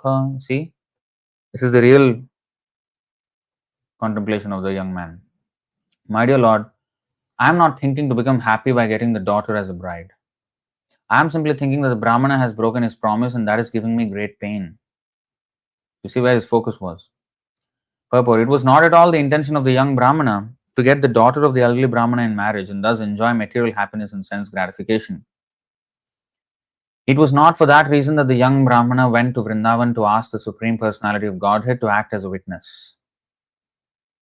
His only concern was that because the elderly Brahmana had promised something, if Gopal did not bear witness to that transaction, then the older Brahmana would incur a spiritual blemish. Therefore, the young Brahmana wanted protection and help from the deity. The young Brahmana was thus a pure Vaishnava and he had no desire for sense gratification. He wanted only to serve the Supreme Personality of Godhead, and the older Brahmana, who was also a Vaishnava and very much devoted to the Lord. See, both of them are pure Vaishnavas. Eta jani tumi Sākṣi deho dayamoy, jani Sākṣi nahi deho tara papa hoy. The young Brahmana continued, my dear sir, you are very merciful and you know everything. Therefore, kindly be a witness in this case. A person who knows things as they are and still does not bear witness becomes involved in sinful activities. Purport, the dealings between a devotee and the Lord are very simple. The young Brahmana said to the Lord, you know everything, but if you do not bear witness, you will be involved in sinful activities. There is no possibility, however, of the Lord's being involved in sinful activities. A pure devotee, even though he knows everything of the Supreme Lord, can speak with the Lord exactly as if he were a common man. Although the dealings between the Lord and his devotee are always very simple and open, there is formality. All these things happen because of the connection between the Lord and the devotee. Of course, the young Brahmana knew that Krishna cannot have any sinful activities. In fact, that is explained here in this verse, right?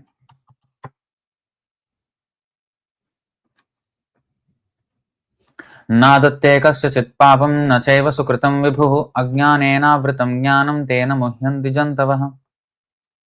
Nor does the Supreme Lord assume anyone's sinful or pious activities. Embodied beings, however, are bewildered because of the ignorance which covers their real knowledge. So the Lord is never implicated in any sin. Suddham apapa viddham. He is pure and he cannot be, he is a prophylactic. He purifies anyone who is impure. He cannot become impure. Krishna को है विप्र तुम्हें जाह स्वभवने सभा करे मोरे तुम्हें करे हो स्मरणे. Lord Krishna replied, my dear Brahmana, go back to your home and call a meeting of all the men. In that meeting, just try to remember me. आविर्भाव हयामि ताहा साक्षी दिबो तबे दुई विप्रेर सत्य प्रतिज्ञा राखिबो. I shall certainly appear there, and at that time I shall protect the honor of both you Brahmanas by bearing witness to the promise. विप्र बोले यदि हो चतुर्भुज मूर्ति तबु तुम्हार वाक्य कारो ना होबे प्रतीति. The young Brahmana replied, my dear sir, even if you appear there as a 400 Vishnu deity, still none of those people will believe in your words. এই মূর্তি গিয়া যদি এই শ্রীবদনে সাক্ষী দেহ যদি তবে সর্বলোক শুনে. Only if you go there in this form of Gopal and speak the words from your beautiful face, will your testimony be heard by all the people.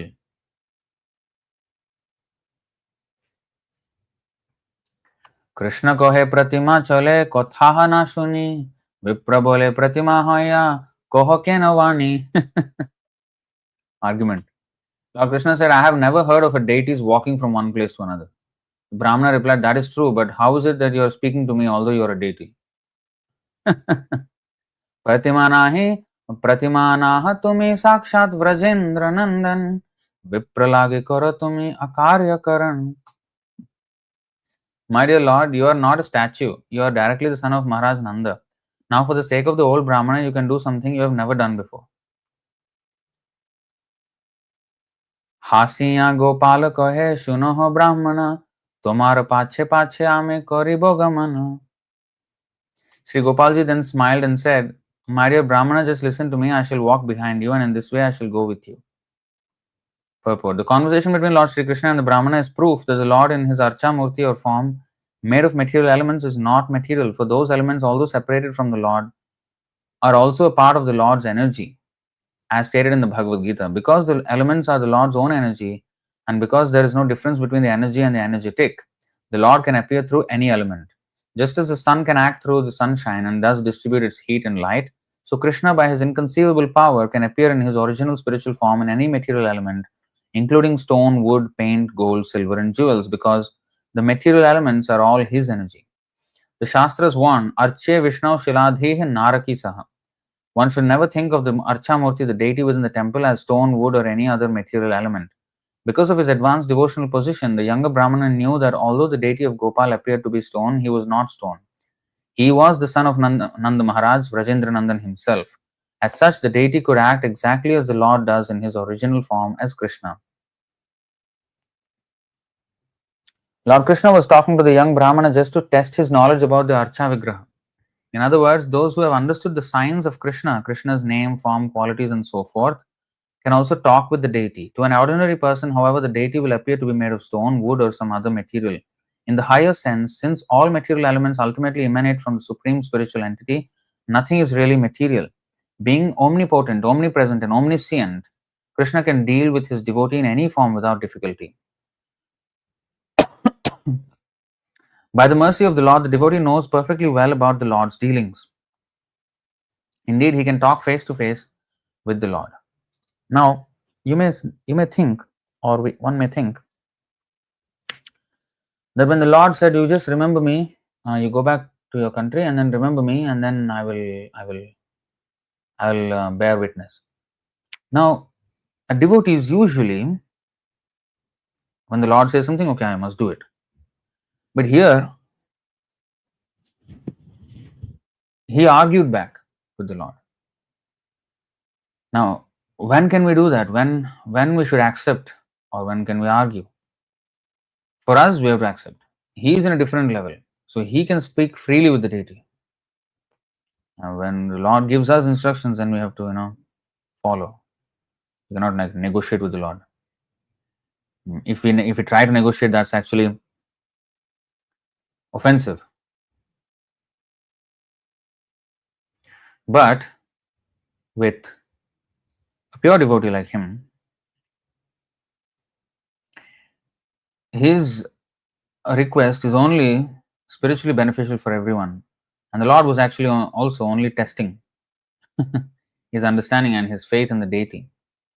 And he made sure that this story, actually, nobody would have known. But he made sure that this story will be propagated to Nityananda Prabhu, and Nityananda Prabhu to Chaitanya Mahaprabhu, and Chaitanya Mahaprabhu, because of that, by Krishnadas Kaviraj Goswami, and now to the whole world. 500 years later, of course, I don't know when exactly this happened, but 500 years back, this was narrated by Nityananda Prabhu to Chaitanya Mahaprabhu, and now 500 years later, now it's known to the whole world. So sometimes results may not happen immediately, but the glory of the devotee transcends just the time. Like, people will know about his activities way past he has gone away from this world. You may say, well, Shakespeare is also known after many, many hundreds of years. What is that? Picasso is also known. All these guys, Julius Caesar was known. So, big guys, other historical personalities also are known way after they're gone. Yes, you can say yes. But you know what? After some time, their fame will end. And also, their fame is not pure. Because even if you learn about them, what is the spiritual benefit? Whereas here, there is spiritual benefit, number one. Number two, even if for whatever reason history forgets the story, Vyasadeva will come and write similar stories again. For example, the Mrigari hunter, Narada Muni um, saved him. That story, how, like, who would have seen it, recorded it, and but you see how Krishna, if he wants that devotee is a Mrigari who was a hunter and became a devotee. Of course, Narada Muni's glories are um, broadcast by the Lord anyway in this Vedic literature, and because he was connected to Narada Muni, now his glory is also known even today. How many years, how many thousands of years, millions of years past, this would have happened, the Mrigari hunter stuff. And even Nalakovara Manigriva, they were dancing and they were playing naked, in the pool and everything. And Narad Muni cursed him, and because of that, now we sing, Damodarashtaka, we sing that about their how they achieved the benediction of Krishna. So their glory also becomes known when they just attach themselves to the pure devotee somehow or other. So Prahlad Maharaj, for example, he underwent all these tortures. He was not having a vlogging camera and he was vlogging and taking video of himself. Okay, I'm being tortured in the oil now. I'm being in the pit of snakes now. He's not vlogging there, but the Lord made sure that all that is recorded. Who witnessed it and who recorded? How? Who knows? Like you would have to know from one source what he did in school, from another source how he was tortured, maybe from the guards who tried to kill him, or from the people in the court of Hiranyakashipu on how he was treated by his father in the assembly hall. So you would need multiple witnesses to gather all the information and make up a story of that person. But Krishna, he ensures, like Vyasadeva, he wrote all these things. These are histories way past, but they were handed down in parampara system as it is, and Vyasadeva also put them down. So Vyasadeva is Krishna's incarnation. He put it in writing. So even before writing, it was there orally. It was being transmitted. Now in writing. So this way, the Lord what takes charge of the continuity of the glory of His devotees.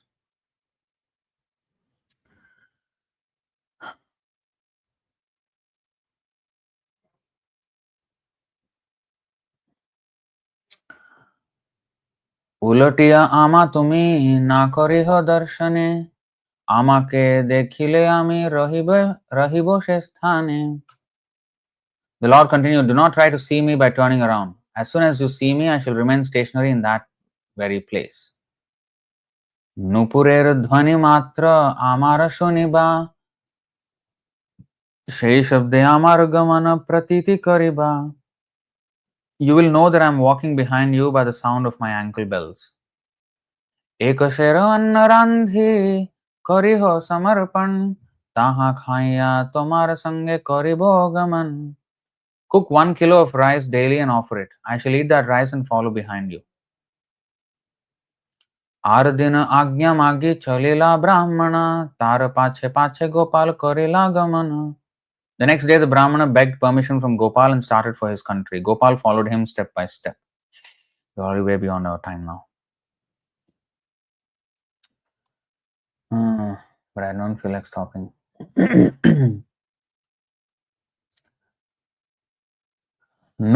নূপুরের ধ্বনি শুনি আনন্দিত মন উত্তমান্ন পাক করে করায় ভোজন. While Gopal followed the young Brahmana, the tinkling sound of his ankle bells could be heard. The Brahmana became very pleased and he cooked first-class rice for Gopal to eat. এই মতে চলি বিপ্র নিজ দেশে আইলা গ্রামের নিকট আসি মনেতে চিন্তিলা. The young Brahmana walked in this way until he eventually arrived in his own country. When he neared his own village, he began to think as follows. Ebe mui grame aino jaimu bhavana lokere kahibo giya sakshira agamana. I have now come to my village and I shall go to my home and tell all the people that the witness has arrived. সাক্ষাতে না দেখিলে মনে প্রতীতি না হয়, ইহা যদি রহেন তবু নাহি কিছু ভয়. The Brahmana then began to think that if the people didn't directly see the Gopal deity, they would not believe that he had arrived. But even if Gopal stays here, he thought there is still nothing to fear. एट भावी शै विप्र फिरिया चाहिल, हासिया Gopal देव तथाय रहिल. Thinking this, the Brahmana turned to look back and he saw that Gopal, the Supreme Personality of Godhead, was standing there smiling. ब्राह्मणेर कोहे तुमी जाहा निज घर, एथाय राहिबो आमी ना जाबो अतः पर. The Lord told the Brahmana, now you can go home, I shall stay here and shall not leave. तबे से विप्र जाए नगरे कहिला, सुनिया सकल लोक चमत्कार होइला. The young Brahmana then went to the town and informed all the people about Gopal's arrival. Hearing this, the people were struck with wonder.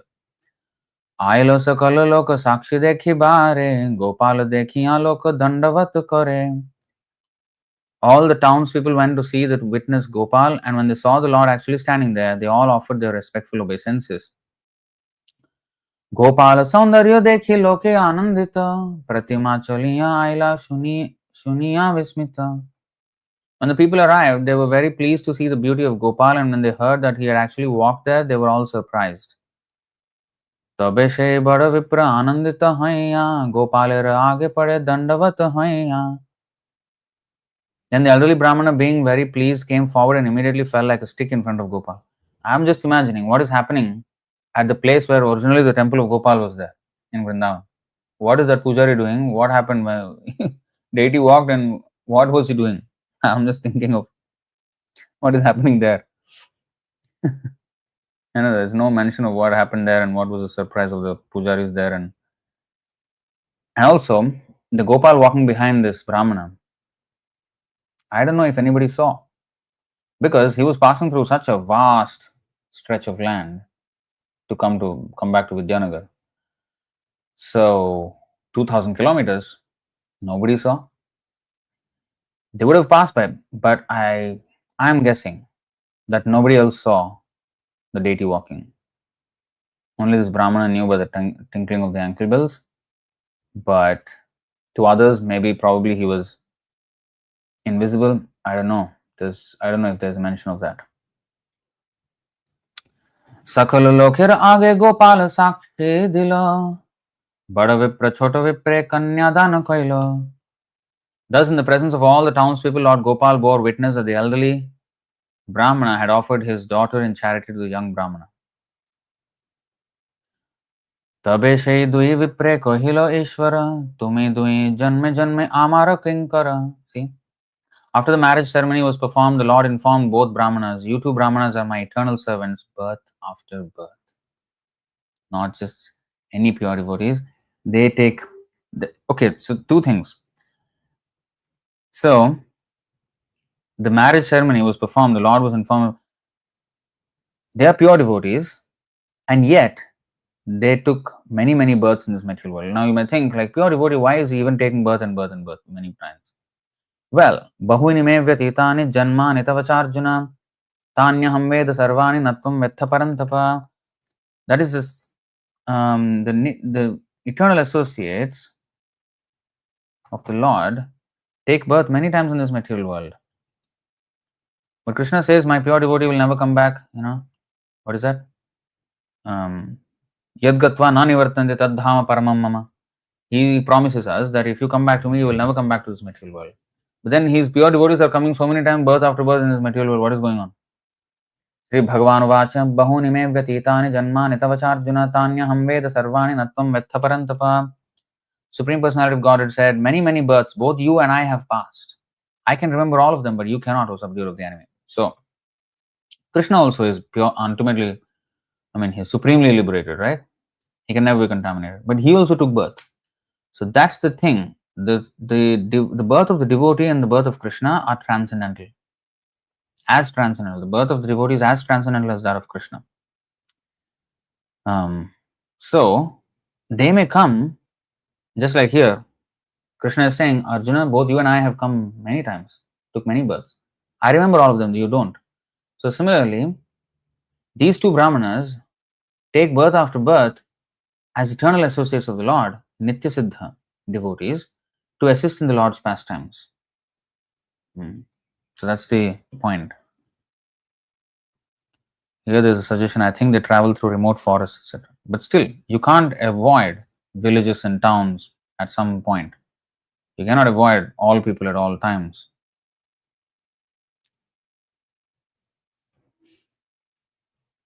Purport. Like these two Brahmanas of Vidyanagar, there are many devotees who are eternal servants of the Lord. They are specifically known as Nitya Siddha, eternally perfect. Although the Nitya Siddhas appear in the material world and seem to be common members of the world, they never forget the Supreme Personality of Godhead in any condition. This is the symptom of a Nitya Siddha. There are two kinds of living entities, Nitya Siddha and Nitya Baddha. The Nitya Siddha never forgets his relationship with the Supreme Personality, whereas the Nitya Baddha is always conditioned, even before the creation. He always forgets his relationship with the Supreme Personality of Godhead. Here, the Lord informs the two Brahmanas that they are his servants birth after birth. The phrase birth after birth refers to the material world because in the spiritual world there is no birth, death, old age, and disease. By the order of the Supreme Personality of Godhead, the Nitya Siddha remains within this material world like an ordinary man, but the only business of the Nitya Siddha is to broadcast the glories of the Lord. This incident appears to be an ordinary story about a marriage transaction involving two ordinary people. However, Krishna accepted the two Brahmanas as his eternal servants. Both Brahmanas took much trouble in these negotiations, just like mundane people, yet they were acting as eternal servants of the Lord. All Nitya Siddhas within this material world may appear to toil like ordinary men, but they never forget their position as servants of the Lord. Another point. The elderly Brahmana belonged to an aristocratic family and was learned and wealthy. The young Brahmana belonged to an ordinary family and was uneducated. But these mundane qualifications do not concern a Nitya Siddha engaged in the service of the Lord. We have to accept the fact that the Nitya Siddhas are completely distinct from the Nitya Baddhas, who are ordinary human beings. Srila Narottam Das Thakur confirms this statement. गौरंगे रसंगी गणे नित्य सिद्ध कोरी माने से जाय ब्रजेंद्र सुतपाश से जाय ब्रजेंद्र सुतपाश श्री गौड़ मंडल भूमि जय बाजाने चिंतामणि श्री गौड़ मंडल भूमि जय बाजाने चिंतामणि तार होय ब्रज भूमि वास तार होय ब्रज भूमि वास. One who accepts the associates of Lord Chaitanya Mahaprabhu as Nitya Siddhas is certain to be elevated to the spiritual kingdom to become an associate of the Supreme Lord. One should also know that Gaudamandala Bhumi, those places in Bengal where Sri Chaitanya Mahaprabhu stayed, are equal to Vrajabhumi or Vrindavan. There is no difference between the inhabitants of Vrindavan and those of Gaudamandal Bhumi or Sridham Mayapur.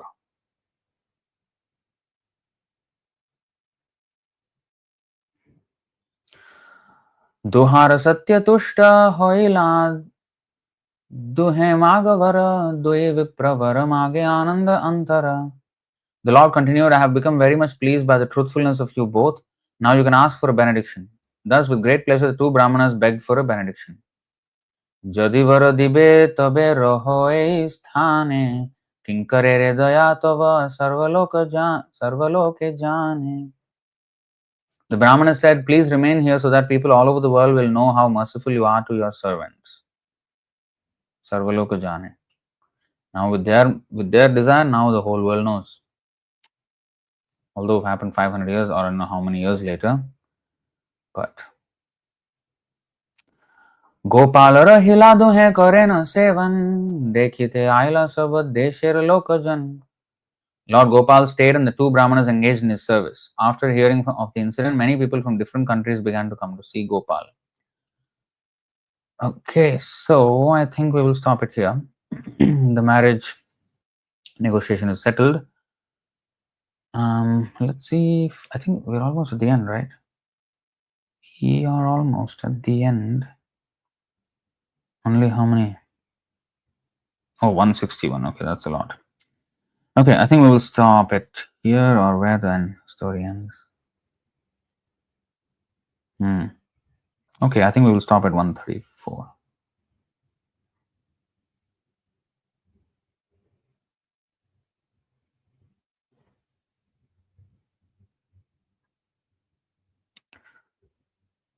Okay, I think at 134 we have to stop probably.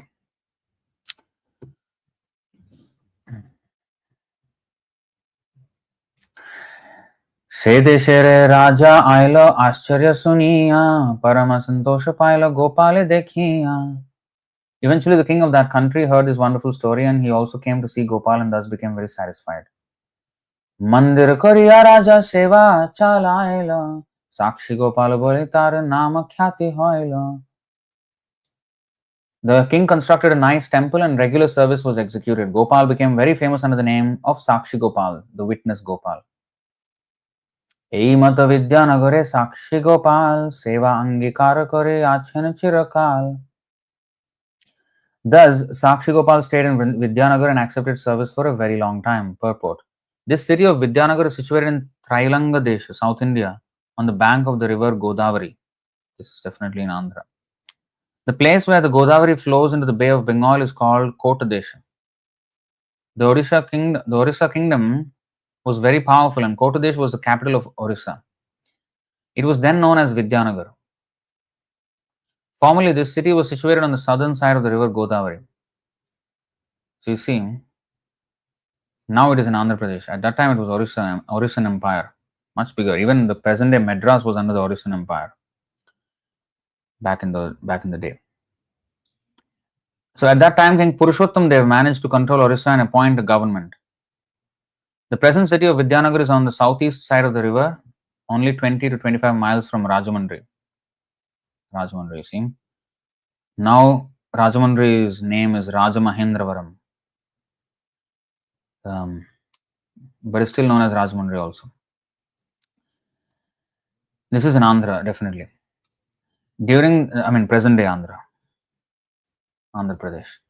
During the time of Maharaj Prataparudra, Sri Ramanand Rai was the governor there. Vijayanagar is not identical with Vidyanagar. So Vijayanagaram, it's called Vijayanagaram now. And that Vijayanagaram is not identical with Vidyanagar, it's different. उत्कलेर राजा पुरुषोत्तम देव नाम से देश जिनि नीला करिया संग्राम. Later there was a fight and this country was conquered by King Purushottam Dev of Orissa. Shei Raja Jini Nila Tara Simhasan Manikya Simhasan Nama Aneka Ratan. That king was victorious over the king of Vidyanagar and he took possession of his throne, the Manikya Simhasan, which was bedecked with many jewels. Purushottam Dev Shei Bada Bhakta Arya Gopala Charane Mage Chalamoro Rajya.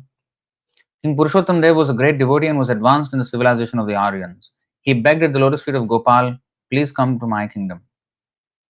तार भक्ति वशे गोपाल तारे आज्ञा दिला गोपाल लाइया शे कटके आइला. When the king begged him to come to his kingdom, Gopal, who was already obliged for his devotional service, accepted his prayer. Thus the king took the Gopal deity and went back to Katak. Jagannathe ani dilo manikya simhasan Katake Gopala seva korilo sthapan. After winning the Manikya throne, King Purushottam Dev took it to Jagannath Puri and presented it to Lord Jagannath. In the meantime, he also established regular worship of the Gopal deity at Katak. Tahar Mahishi Aila Gopala Darshane Bhakti Kare Bahu Alankara Koila Samarpane. When the Gopal deity was installed at Katak, the queen of Purushottam Dev went to see him and with great devotion presented various kinds of ornaments. Tahar na sate bahu mulya mukta hoy taha dite ichha hoilo manete chintoy. The queen had a very valuable pearl which she wore on her nose and she wished to give it to Gopal. She then began to think as follows. ठाकुरेर नासाते यदि छिद्र थाकित तबे ए दासी मुक्ता नासाय परायत. If there were a hole in the deity's nose, I could transfer the pearl to him. See, he was using it and still she gave it to him.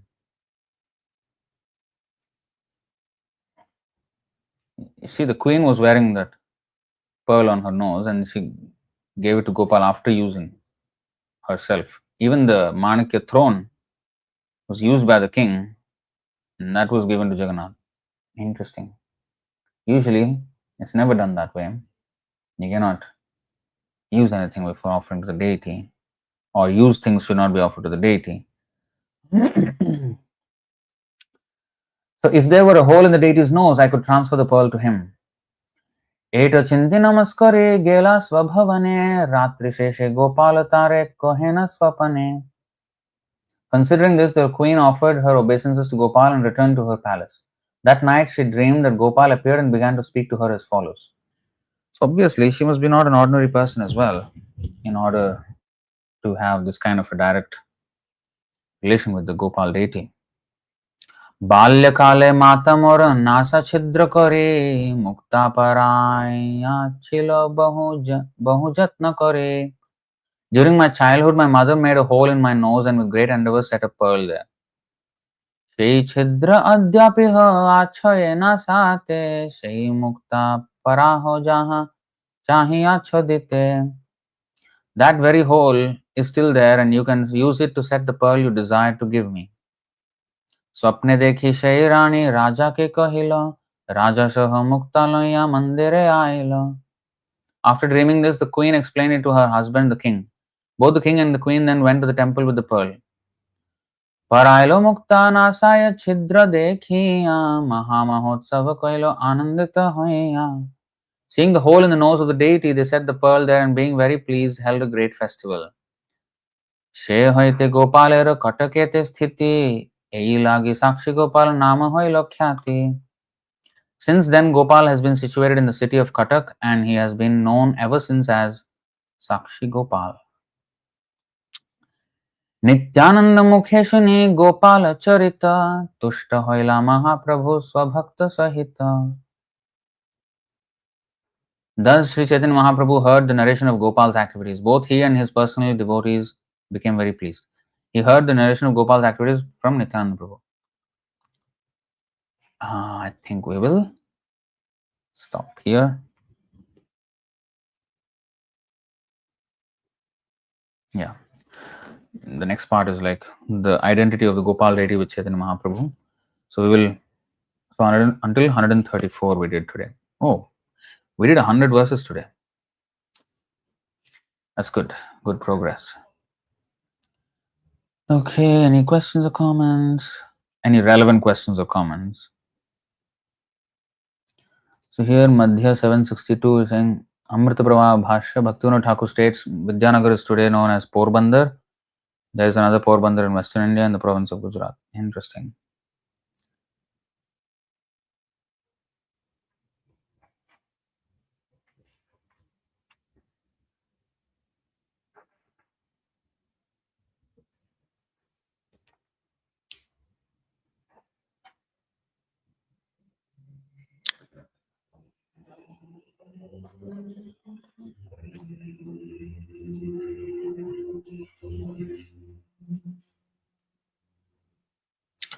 Okay, I think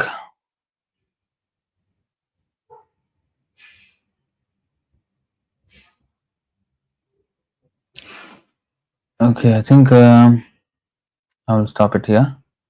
Thank you very much for your time and patience and for us to discuss this nice story of Sākṣi-gopāla. Shri Chaitanya Charitamrita की जय, श्री प्रभुपाद की जय, कृष्णदास कविराज गोस्वामी की जय, अनंत कोटि वैष्णव वृंद की जय, निताय गौर प्रेमानंदे, हरि हरि बोल, हरि